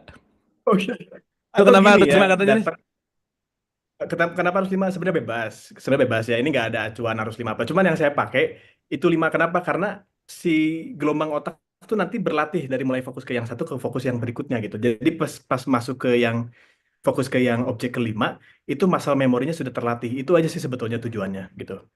Itu aja sih sebetulnya. Tujuannya itu melatih fokus, melatih fokus, melatih fokus. Itu aja sih sebetulnya. Ya udah itu kalau misalkan mau dilakukannya pakai meditasi, boleh. Itu sudah paling basic sebetulnya ya. Meditasi, merasakan nafas, menyadari nafas, itu tuh sudah paling basic. Kuncinya satu, jangan mencari apa-apa di sana. Jangan, lepasin aja udah. Kalau mencari apa-apa, rasa-rasanya kita jadi nggak pernah present moment gitu loh. Karena terus ada pencarian di dalamnya gitu. Tapi justru kan present moment tuh masuk ke dalam sebuah kekosongan yang memang pada saat momen tersebut kita sudah tidak mencari apa-apa, kita sudah tidak menunggu sesuatu gitu loh, nggak ada gitu kan, kosong aja gitu loh. Kurang lebih seperti itu Bang Abu. Itu udah basic Oke. sebetulnya, udah paling mudah itu. Oke, di sini mungkin agak nggak terlalu nyambung, tapi ini relate dengan banyak hal gitu ya. Dan ini saya nggak Oke. nyebutin dari siapa karena ini direct message dan ini agak private gitu. Cuman mungkin minta ditanggapi sama Unis gitu. Oke. Jadi gini, ada jadi ini anak bungsunya belum menikah di usia 30 tahun ya, Oke. belum nikah nih. Oke. Dan intinya gini, gimana sih dengan kecemasan-kecemasan gitu? Karena cemas bahwa anak yang udah usia 30 yang mau menuju ke 31, 32 dan seterusnya tuh belum nikah-nikah gitu nih. Jadi Hmm. ada ketakutan ketika ya ini rada panjang sih ya, cuman ini saya mensarikan aja ya supaya mungkin kita menyadari mungkin itu dengan keharusan belum menikah, belum punya anak gitu ya, anak satu belum, anaknya dua gitu misalnya, atau di usia segini belum mapan atau apa dan belum. Nah, itu mungkin akan ada kaitannya dengan dogma, doktrin dan yang Betul. konteksnya ya Betul. balik lagi sih Betul. tentang bagaimana pemecahan energi itu gitu. Nah, ini ada dua yang mirip, jadi kenapa saya bacain? Kira-kira gimana nih? Oke, yang pertama itu 90% kondisi seperti itu pasti coping mechanism ya dari atasan kita, dari leluhur kita gitu ya. Yang dimana tadi kalau kata Kang Abu adalah ini kayaknya dalamnya ada dogma gitu Kang ya. Itu betul sekali, itu betul sekali. Karena diwariskan gitu. Diwariskan, diwariskan. Misalkan nih contoh, contoh ya, ini saya bicara klien, jadi supaya mungkin bisa lebih nangkep aja sih, ada korelasinya gitu sama cerita ini. Saya punya klien yang takut punya keturunan atau bahkan yang takut menikah. Kenapa? Karena mereka, mohon maaf, melihat kondisi orang tuanya, rumah tangganya itu tidak baik-baik. Oke. Itu ke Oke. bawah tuh. Jadi dia jadi punya mindset bahwa buat apa saya nikah, ya? Buat apa saya punya keturunan gitu loh. Ketika ketika saya menikah, saya takut terjadi duplikasi DNA atau karma turunan bahasanya atau kebiasaan dari orang tuanya sehingga saya pun pada akhirnya mengalami hal seperti itu untuk apa gitu ujungnya untuk apa gitu loh. Nah ini tuh sebuah pakem yang dia dapati sejak dia usia kecil sudah pasti startnya di kecil ini di dia lagi menetas nih 0 sampai 17 tahun ini 0 sampai 5 5 12 12 sampai 17 di situ pasti dapatnya matang lah setelah 17 tahun akhirnya dia mulai ada ketakutan. Klien-klien seperti ini biasanya kalau saya recall, coba recall saat ini kira-kira nih ceritanya nih kamu mau nikah nih, gimana rasanya? Dia langsung mendapati anxiety. panic attack. Artinya, balik ke yang tadi, ada dogma, ada informasi, ada energi yang bergetar di dalam tubuhnya. Ketika dia recall itu, saklar energinya nyala, tek. Makanya dia langsung anxiety. Hmm. Gitu loh. Jadi kalau ini pasti ada hubungannya nih sama luka batin. Udah pasti hubungannya ada sama trauma, gitu ya. Pun sama, perihal keturunan misalnya. Karena dia lihat dirinya dia tidak diperlakukan baik oleh orang tuanya. Jadi ngapain saya punya keturunan? Itu, ada yang seperti itu. Mohon maaf ya, Bapak Ibu, teman-teman. Nah, caranya gimana? Yang paling simpelnya adalah terima dulu kondisinya, akui dulu emosinya, lalu lepaskan. Itu yang paling simpel, lakukan itu dulu caranya. Jadi terima dulu kalau memang saya mendapati sebuah kondisi dari, let's say, kedua orang tua saya nggak nyaman gitu. Saya nggak nyaman melihat rumah tangga kedua orang tua saya. Itu akui dulu. Nanti jabarkan, nggak nyamannya kenapa? Ya karena yang katanya percintaan itu adalah tentang kedamaian, tapi kok saya tidak melihat part kedamaian tersebut misalkan di orang tuanya misal gitu, mohon maaf ya, gitu. Itu diakui dulu semua, gitu. Itu caranya, itu langkahnya. Kalau enggak, kalau dibiarkan, dia akan terus berkembang. Jadi emosi positif, emosi negatif, itu keduanya ketika dibiarkan mereka akan sama-sama berkembang. Kalau happiness atau yang positif, yang bagus, sejak kecil itu biarkan dia berkembang dan biarkan dia menghasilkan sebuah buah yang manis. Tetapi ketika ada yang tidak oke atau yang negatif, jangan dibiarkan berkembang. Karena nanti sudah tahu tumbuhnya akan jadi sesuatu hal yang tidak baik, akan menjadi buah yang katakanlah buruk gitu loh. Ya. So itu dipangkas akarnya gitu. Caranya tadi simpelnya mengakui dulu, iya memang betul apa adanya, diterima emosinya, lalu dilepaskan gitu ya. Itu Ya. caranya, itu cara yang mandiri. Mau cepet balik lagi cari profesional kalau mau cepet ya gitu karena banyak profesional di muka bumi ini gitu ya Kang Abu ya. Jadi silahkan gitu kalau mau ke profesional silahkan gitu. Ya itu tergantung sih tergantung dirinya mau ke arah mana gitu. Dan yang paling penting kuncinya satu, ketika mau menjumpai profesional itu will-nya harus ada. Keinginannya harus ada. Kenapa? Ketika keinginannya ada, 50% gerbang kesembuhan sudah terbuka. Itu 50% loh, segede itu. Sebetulnya ketika keinginannya ada, itu 50% kebuka. Sisanya 50%-nya pada saat si seseorang tersebut ketemu sama si profesional tersebut. Gitu Kang Abu. Oke, dan ini nih dilanjutkannya gini nih, ini karena ini menarik banget nih, menarik Ya, banget. Di mana akhirnya si anak punya sikap untuk menyalahkan orang tuanya dan kembali ke masa dulu. Ibu sih dulu, ya, ayah sih dulu, ibu sih dulu, ayah ya, sih dulu gitu. ya, Nah, jadi ya, chaos nih konfliknya nggak berkesudahan gitu. Dan ini saya rasa ya. banyak nih yang ya maksudnya kalau ngomongin banyak karena beberapa apa sering saya dengar gitu. Nah, gimana tuh nih menghadapi anak yang selalu menyalahkan karena sikap orang tua? Mungkin kan dulu orang tua nggak ngerti ya gitu Oke, ya, nggak ngerti ya kayak oke, mama gitu ngajarin kita, tapi kan kita udah belajar juga menyadari bahwa bukannya salah mama, mama juga waktu itu kan nggak ngerti gitu, dan oke, kita udah bisa rilis itu gitu. Nah, gimana tuh oke. ketika menghadapi anak yang justru menyalahkan kesalahan yang dibuat oleh orang tuanya gitu, gimana? Oke, ini ceritanya kita jadi part orang tua berarti ya di sini ya. Hmm, Oke, hmm, nah ketika orang tuanya tanda petik ya mendapatkan atau menyadari sebuah pencerahan ini, anaknya diajak ngobrol, Bu, Pak, teman-teman semuanya. Itu kuncinya ya. Ketika ngajak ngobrolnya dengan kondisi orang tuanya yang tanda petik sudah mendapatkan sebuah pencerahan, itu energi yang sampai sama anaknya akan lain, akan beda, akan smooth dia, akan lebih kooperatif si anak gitu ya. Ini soalnya kejadian banget ini di klien. Orang tuanya di terapi. Pas pulang dia cerita, Kang, saya jadi enak komunikasi sama anak saya. Ya sudah, kenapa? Karena ada sesuatu hal yang dirubah gitu loh. Ada yang mau dirubah dari dia. Apa polanya dirubah, mindsetnya dirubah. Apalagi ya, energi negatifnya di fix, terus di fixing gitu ya. Terus apalagi apa ya, penyadarannya ditingkatkan dan seterusnya gitu loh. Akan berbeda nanti apa yang keluar dari dirinya ketika ngajak ngobrol si anak ini akan lain gitu loh penerimaannya. Kalau misalkan masih stay di yang lama, itu kecil kemungkinan, Kang Abu. Karena kalau masih dalam kondisi seperti itu, ya akan selamanya seperti itu. Itu tergantung tuh gimana si anak nanti. Siapa duluan aja sih yang mendapati sebuah pencerahan atau perubahan dalam hidupnya gitu loh. Karena kan mereka tuh saling berkesinambungan, kesinambungan sebetulnya. Contoh, ada yang anaknya di terapi, nggak lama hubungan sama orang tuanya membaik. Karena dia kena energi positifnya. Ada yang kebalik, ada yang orang tuanya di terapi, nggak lama anaknya pun sama ikut membaik. Gitu loh. hmm, Energi itu kan bervibrasi dia, gitu ya. Tapi ada juga kok yang sampai hari ini ya hubungannya gitu-gitu aja gitu, ada juga, nggak salah juga gitu. Jadi artinya kan tandanya di dalam salah satunya itu kan belum tanda petik mendapatkan sebuah pencerahan gitu loh, atau informasi yang baru yang bisa mereka terima gitu loh, Kang Abu. Gitu. So poinnya adalah di dirinya masing-masing gitu. Ketika orang tuanya sudah ada rasa-rasanya nih, saya punya mindset yang berbeda, saya punya prasangka yang berbeda, saya punya perasaan yang lain.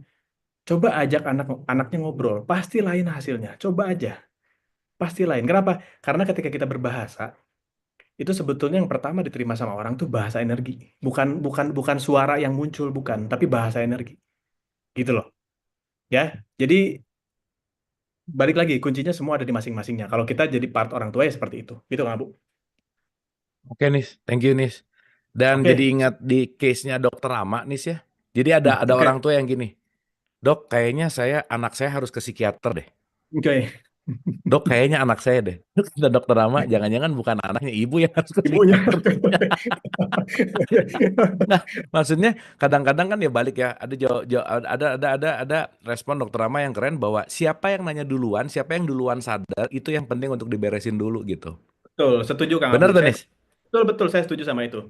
Saya setuju sama itu. Sama Kang, ini juga kalau misalkan ada orang ngechat, Kang, kayaknya anak saya mau terapi, pas sudah digali segala macam yang kesini ibunya kan. Pada akhirnya mah ibunya karena berdasarkan obrolan sebelum terapi gitu ya. Udah digali, digali, digali. Saya bilang to the point, Bu, ini masalahnya mohon maaf nih, adanya di ibu. Anaknya ibu kena masalahnya. Anaknya ibu tuh nggak bermasalah, tapi kena masalahnya gitu loh. Lama-lama jadi bermasalah gitu loh, Bu. Alhamdulillah Kang Abu, ya anak ibunya datang, nggak lama anaknya datang. Ya syukurlah kalau yang gitu tuh terapi sama-sama terapi lebih cepat biasanya, satu frekuensinya gitu. Gitu Kang Abu. Oke, thank you Nis. Ini ada pertanyaan menarik berikutnya dari AI. Kang AI. Denis, Kang Abu izin bertanya, setelah kita maintenance rutin bersih-bersih diri, meditasi dan terapi, kita kan perlu bersosialisasi dengan masyarakat luar. Nah, itu kan terjadi banyak crash energi dan frekuensi orang yang beda-beda. Gimana cara saya supaya tetap stabil relatif terjaga di kesadaran 200 ke atas kalau pakai Hawkins? Apa itu memang proses seleksi alam tentang circle? Dan ini saya kaitkan dengan pertanyaannya Mas Aldi atau Kang Aldi adalah kenapa bertambahnya usia orang di sekeliling circle makin berkurang, sorry. Hmm. Apa karena Hmm. seleksi alam atau memang begitu? Nah, ini relate lagi nih pertanyaannya, Oke. silakan. Oke, iya, iya. Ini udah dijawab sendiri sebetulnya sama AI ya, AI. Oke. Hmm. Betul. Ketika kita menaikkan frekuensi kita, terjadilah yang namanya seleksi alam. Kita akan menarik frekuensi-frekuensi yang serupa setelah kita naik. Gitu loh ya. Contoh, contoh ya. Ketika sebelumnya kita di gelombang 100, kita naik ke 120, itu kita akan menghasilkan sebuah musik yang berbeda gitu. Contohnya ini kayak apa gelombang radio gitu ya. Itu akan berbeda musiknya gitu loh. Nah, berbeda musiknya akan menarik berbeda peminatnya gitu loh. Ya, beda Hmm. musiknya, beda peminatnya. Contoh ketika naik 120, kita jadi masuk ke tanda petik adalah Pang, musik-musik jadul. Ya. lagu punk gitu misalnya. Oh, oke, oke, lagu lagu punk gitu ya. Itu akan beda tuh, peminatnya akan beda. Pasti Kita yang akan menarik. datangnya gini, ya.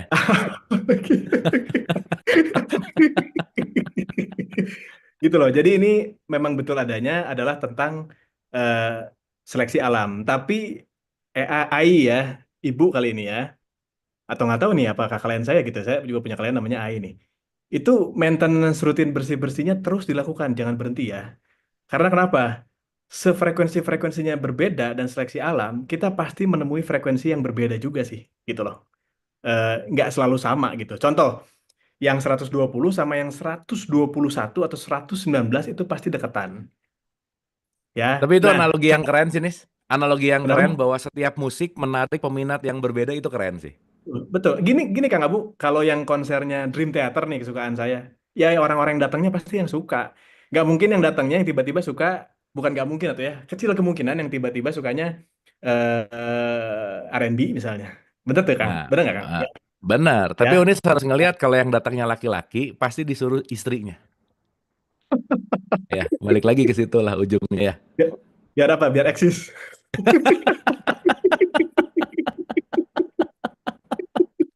Iya, tapi keren sih.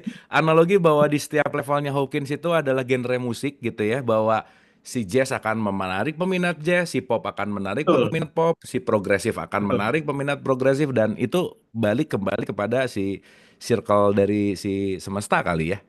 Yes, betul. Yang itu yang namanya seleksi alam gitu ya, menurut yang Ibu Ai ini gitu, yang Mbak Ai ini gitu. Jadi tetap kuncinya ya, maintenance-nya dijalanin terus. Kenapa? Karena satu-satunya untuk kita terus menjaga si frekuensi kita, energi kita, vibrasi kita ya ada di latihan tersebut gitu. Nggak bisa kalau nggak latihan ya, siapapun Bapak Ibu, teman-teman sekalian. Ya Kang Abu nih, fitness kan. Gimana supaya ototnya nggak kendor, Kang Abu? Ada ya latihan pasti Latihan. harus ya. Ya, sama kayak gitu, sama kayak gitu. Sama kayak gitu. Gitu ya. Jadi udah kejawab ini ya. Oke, ini ada yang nanya ke Sip. saya, apa bedanya nggak ngapa-ngapain dan tidak mengapa-ngapa? Gini, teman-teman. Ya, gini. Sesaat kita melakukan dengan tanpa penolakan, itu namanya tidak mengapa-ngapa. Hmm. Saya ngajar, saya main drone, saya ngapain, atau teman-teman apa kerja apa. Ketika kita beneran menikmati semua pekerjaan kita tanpa satu aja ya, ada keluhan aja dari apa yang kita kerjain, itu lagi ngapa-ngapain. Itu pasti ada penolakan, itu nggak present gitu. Nah, jadi artinya, kenapa saya sering ngomong bicara tentang tidak mengapa-ngapa dan enggak ngapa-ngapain, gini, bukan berarti ketika tidak mengapa-ngapa, saya tuh nggak ngapa-ngapain, diam aja, bukan. Saya bisa lagi ngajar, tapi saya tidak mengapa-ngapa, padahal lagi ngajar. Kenapa? Karena surrender gitu. Beneran begitu ngajar, begitu lagi sharing, itu beneran tidak ada penolakan, nggak ada komplain, beneran hadir, dan beneran present di situ gitu. Nah, jadi jangan jangan kebalik juga. Kelihatannya ketika ada orang tuh diam terus nih. Wih, ini orang meditatif ya. Di dalamnya tuh overthinking banget, bisa loh. Iya Bener tuh, betul. Nis? Betul betul betul Kang Abu. Betul. Iya. Dan ketika ada orang lagi gimana gitu, makanya kan jangan sibuk itu bukan masalah state dalam konteks yang namanya physical gitu. Tapi tidak sibuk batinnya, quote and quote gitu. Meskipun dia lagi melakukan sesuatu, tapi batinnya menerima utuh, batinnya hadir utuh, di situ akan selaras sih gitu. Ya, Dan itu yang disebut, kalau saya sebut gini nih, sesaat kita benar-benar mengerjakan apa yang kita suka nih, ruang dan waktu hilang nih. ya betul sekali. Betul sekali. Udah.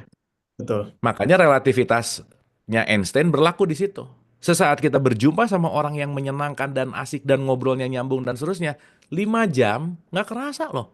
Betul. Betul. Tapi ketemu orang nyebelin ya, 5 menit kayak 5 jam gitu. Betul. Nah kan relativitas waktunya ada di situ gitu. Nah jadi balik teman-teman yang nanya nih ada 3 ya, bedanya tidak mengapa-ngapa, nggak ngapa-ngapain dan tidak mengapa-ngapa. Susah sih nyari bahasanya, tapi intinya gini deh. Nanti kapan-kapan kita bahas kali ya. Jadi dalam perspektif Tao Te Ching itu ada yang namanya Wu Wei nih. Not forcing anything. Tidak memforce gitu. Jadi kalau kita naik perahu itu kan ada rowing, tapi ada sailing. Rowing itu pakai tenaga, wah gini gitu. Tapi kalau sailing nggak pakai tenaga, tapi merubah arah layar. Dan kita penting untuk menyadari bahwa kita nggak bisa merubah arah angin, tapi yang bisa kita rubah adalah arah layarnya. Betul. Nah, sesaat Wu Wei, not doing anything, not forcing anything, ruang dan waktu hilang. Nah, disitulah kita present gitu. Gitu, Oke. kira-kira. Oke, satu lagi nih, sebelum kita nanti ada respon dari kepala sekolah ya. Ini ada dari Ibu Mbak Keisha ya Layina Putri. Kang Denis, detachment itu gimana? Menginginkan tapi melepaskan gitu. Pengen tapi melepas, detachment lah intinya gitu gimana? Oke. Detachment ya. Mungkin sama kayak gini kali ya. Kang Abu, doa itu mengundang ya. Yes, Oke. Sama inviting. inviting. Oke. Sama kayak gini kali ya. Saya kasih analogi ini aja lah. Saya pakai juga analogi Kang Abu ini ya. Doa itu kan mengundang gitu kan. Ketika kita berdoa atau mengundang gitu ya. Langkah selanjutnya kan biarin tamunya datang kan. Nah, cara melepasnya adalah kita nggak usah tuh nanyain tamunya satu-satu datangnya kapan. Nggak usah. Jam berapa. Nggak usah. Lepasin aja. Ketika sudah mengundang, lepasin aja. Nanti juga mereka akan datang dengan sendirinya. Atau gini yang gampang, kasih analogi Gojek ya, cara melepaskan. Ketika kita sudah go food makanan, langkah selanjutnya adalah kita simpan handphonenya gitu loh. Keluar dari aplikasi GoFood-nya, nanti juga datang sendiri gitu loh. Kan kita nggak harus mantau ya. Kang udah di mana, Mas udah di mana, bannya bocor atau enggak, macet atau enggak, kan nggak gitu loh. Nah itu yang dimaksud dengan detach sebetulnya, melepaskan. Tapi Jadi kalau dekat-dekat buka puasa gitu kayaknya. Kalau dekat-dekat buka puasa kayaknya itu gitu pasti banyak. Kayaknya sih, kayaknya. Bener kamu zaman dulu ya, kayaknya kita ya dekat-dekat buka puasa depan jam Oh ya. nggak kita, Unis, Oh, nggak udah. ikutan. Gitu ya. Jadi intinya adalah detach itu sebenarnya melepaskan apa ya? Melepaskan si rasa ngarepnya gitu. Harapan boleh ada, tapi jangan ngarep gitu loh. Itu sebetulnya detach tuh di part itunya gitu loh. Karena ketika kita ngarep, kita tuh selalu ada di dalam apa si kolom tersebut gitu. Ketika kita ada dalam kolom tersebut, itu tuh kerja semesta tuh terganggu sebenarnya. Udah tahu teh ini jalannya mau gini, ditanyain. Jadi si supir eh, driver apa Gojek atau Grab teh dia berhenti harus ngebalas dulu, dia berhenti harus ngebalas dulu kan gitu kan. Nah, tapi ketika kita mengalirkan gitu ya, ya sudah kita nggak ngarap kita berharap nih kita pesen, kita nggak ngarap, udah aja lepasin. Itu dia akan melaju dengan kencang dan sampai ke tempat kita sesuai sesuai waktunya gitu loh. Gitu. Detach kurang lebih pemahamannya seperti itu. Oke, terima kasih. Kita tepuk tangan dulu dong buat Denis Nis. Makasih ya waktunya Sama, udah mau hadir lagi ke sama-sama. Fastabikul Khairot dan saya rasa kita banyak belajar pagi hari ini dari Denis.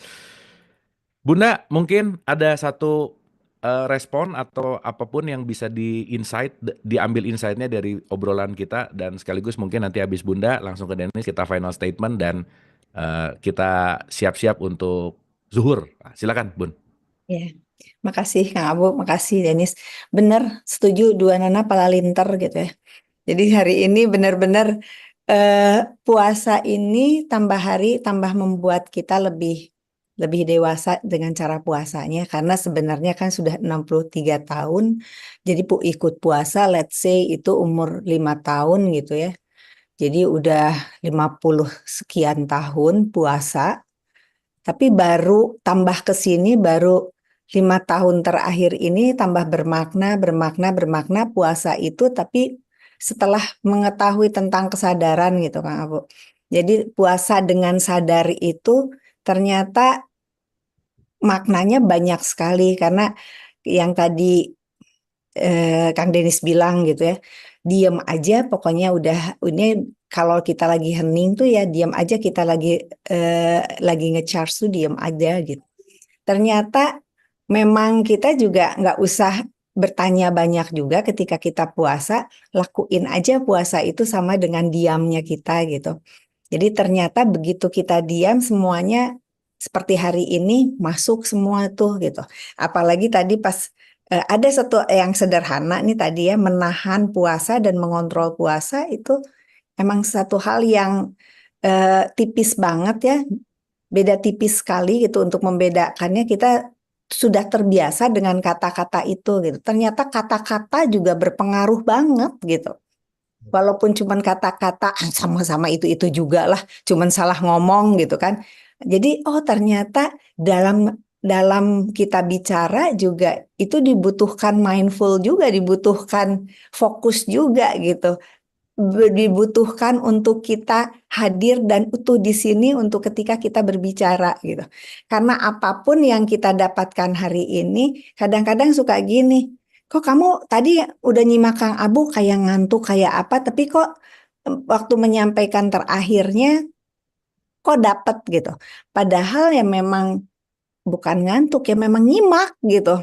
Ngantuk ada kali ya, tapi itu ya tetap di charge gitu. Nah, tapi ngantuk tuh cuma di bulan puasa gitu. Terus tapi itu tetap tetap kita paham karena apa yang kita sampaikan bukan yang kita analisa tapi yang kita dapat gitu. Kita dapat tidak dianalisa lagi ya kita perlakukan hal itu tak ya kalau tadi let's say dikatakan itu sebagai tamu ya tamu yang datang ke kita yang Kang Abu sampaikan yang Kang Denny sampaikan semua itu adalah tamu yang tidak usah saya tanya-tanya lagi kenapa begini ya yang penting dan pasti apa yang udah kita dengar ini ya kita lakuin dulu deh kita icip dulu gitu jadi buat saya itu aja Kang Abu hatur nuhun. Kang Denis juga hari ini. Jadi biarkan saya mengendapkan dulu, mengkaji dulu untuk diri sendiri mana yang bisa saya lakukan, saya prioritaskan untuk saya lakukan pertama dan yang tidak. Tapi yang pasti puasa ini sangat mempengaruhi saya untuk lebih mindful, untuk lebih sadar, utuh hadir di sini. Gitu, Oke. itu aja. Terima kasih Kang Abu, terima kasih Kang Denis. Sekali lagi terima kasih teman-teman. Sami-sami Bunda. Bunda, makasih banyak. Kita tepuk tangan juga buat ibu kepala sekolah kita. Hatur nuhun, Bun. Terima kasih, terima kasih.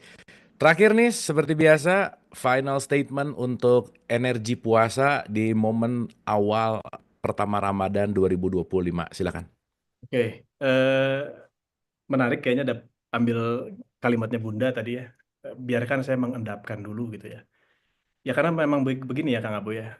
Sesekali memang kita tuh lebih baik kita diam dan amati perlahan ketimbang kita ikut-ikutan tapi tidak paham gitu loh. Gitu ya. Jadi fungsinya mengendapkan itu kan sebetulnya mengendapkan itu kan proses paus puasa gitu loh. Disitulah terjadi yang namanya riset gitu kan. Itu sih. Jadi sangat penting sekali untuk kita berdiam sesaat gitu ya, untuk mengamati perlahan ya daripada ikut-ikutan tapi yang nggak paham gitu kan. Thank you, nih. Terima kasih. Teman-teman Ibu dan Bapak, terima kasih atas kehadirannya. Kita pagi hari ini kumpul sekitar 1.600 orang kali ya di total semua platform. Terima kasih. Semoga ini jadi awal puasa kita yang membangkitkan gitu. Saya mungkin mau menutup pakai satu perspektifnya Ibnu Arabi. Ya, jadi dalam perspektif Islam, puasa itu selalu dianggap atau selalu disebut bahwa puasa itu untuk aku, kata Allah. Kenapa? Ibnu Arabi menjelaskan dengan sangat indah karena kalau kita berbicara dalam konteks rukun Islam, semua rukun itu punya kesamaan. Hanya puasa yang berbeda. Satu, syahadat. Syahadat ada kata-kata yang dilakukan. Dua, puasa. Puasa ada gerakan yang dilakukan. Tiga, zakat. Ada kegiatan yang kita ngasih melakukan. Berikutnya haji, tawaf, sa'i, berangkat, ada yang dilakukan. Satu-satunya yang non-doing, satu-satunya yang tidak ada dan tidak mengapa-ngapa dan diam, itu cuma puasa. Karena justru puasa bukan melakukan apa-apa, tapi kebalikannya gitu. Nah maka betapa dahsyatnya puasa yang mudah-mudahan di bulan Ramadan ini, bulan tempat kita latihan bersama, kita tidak menyia-nyiakan latihan yang terbaik dalam konteks yang namanya Ramadan. Terima kasih, senantiasa kembali kepada fitrah. Kita masuk menuju kepada kesadaran yang lebih baik dan yang paling penting la'alakum tatakun, menjadi jauh lebih takwa. Mohon maaf lahir dan batin. Wabillahi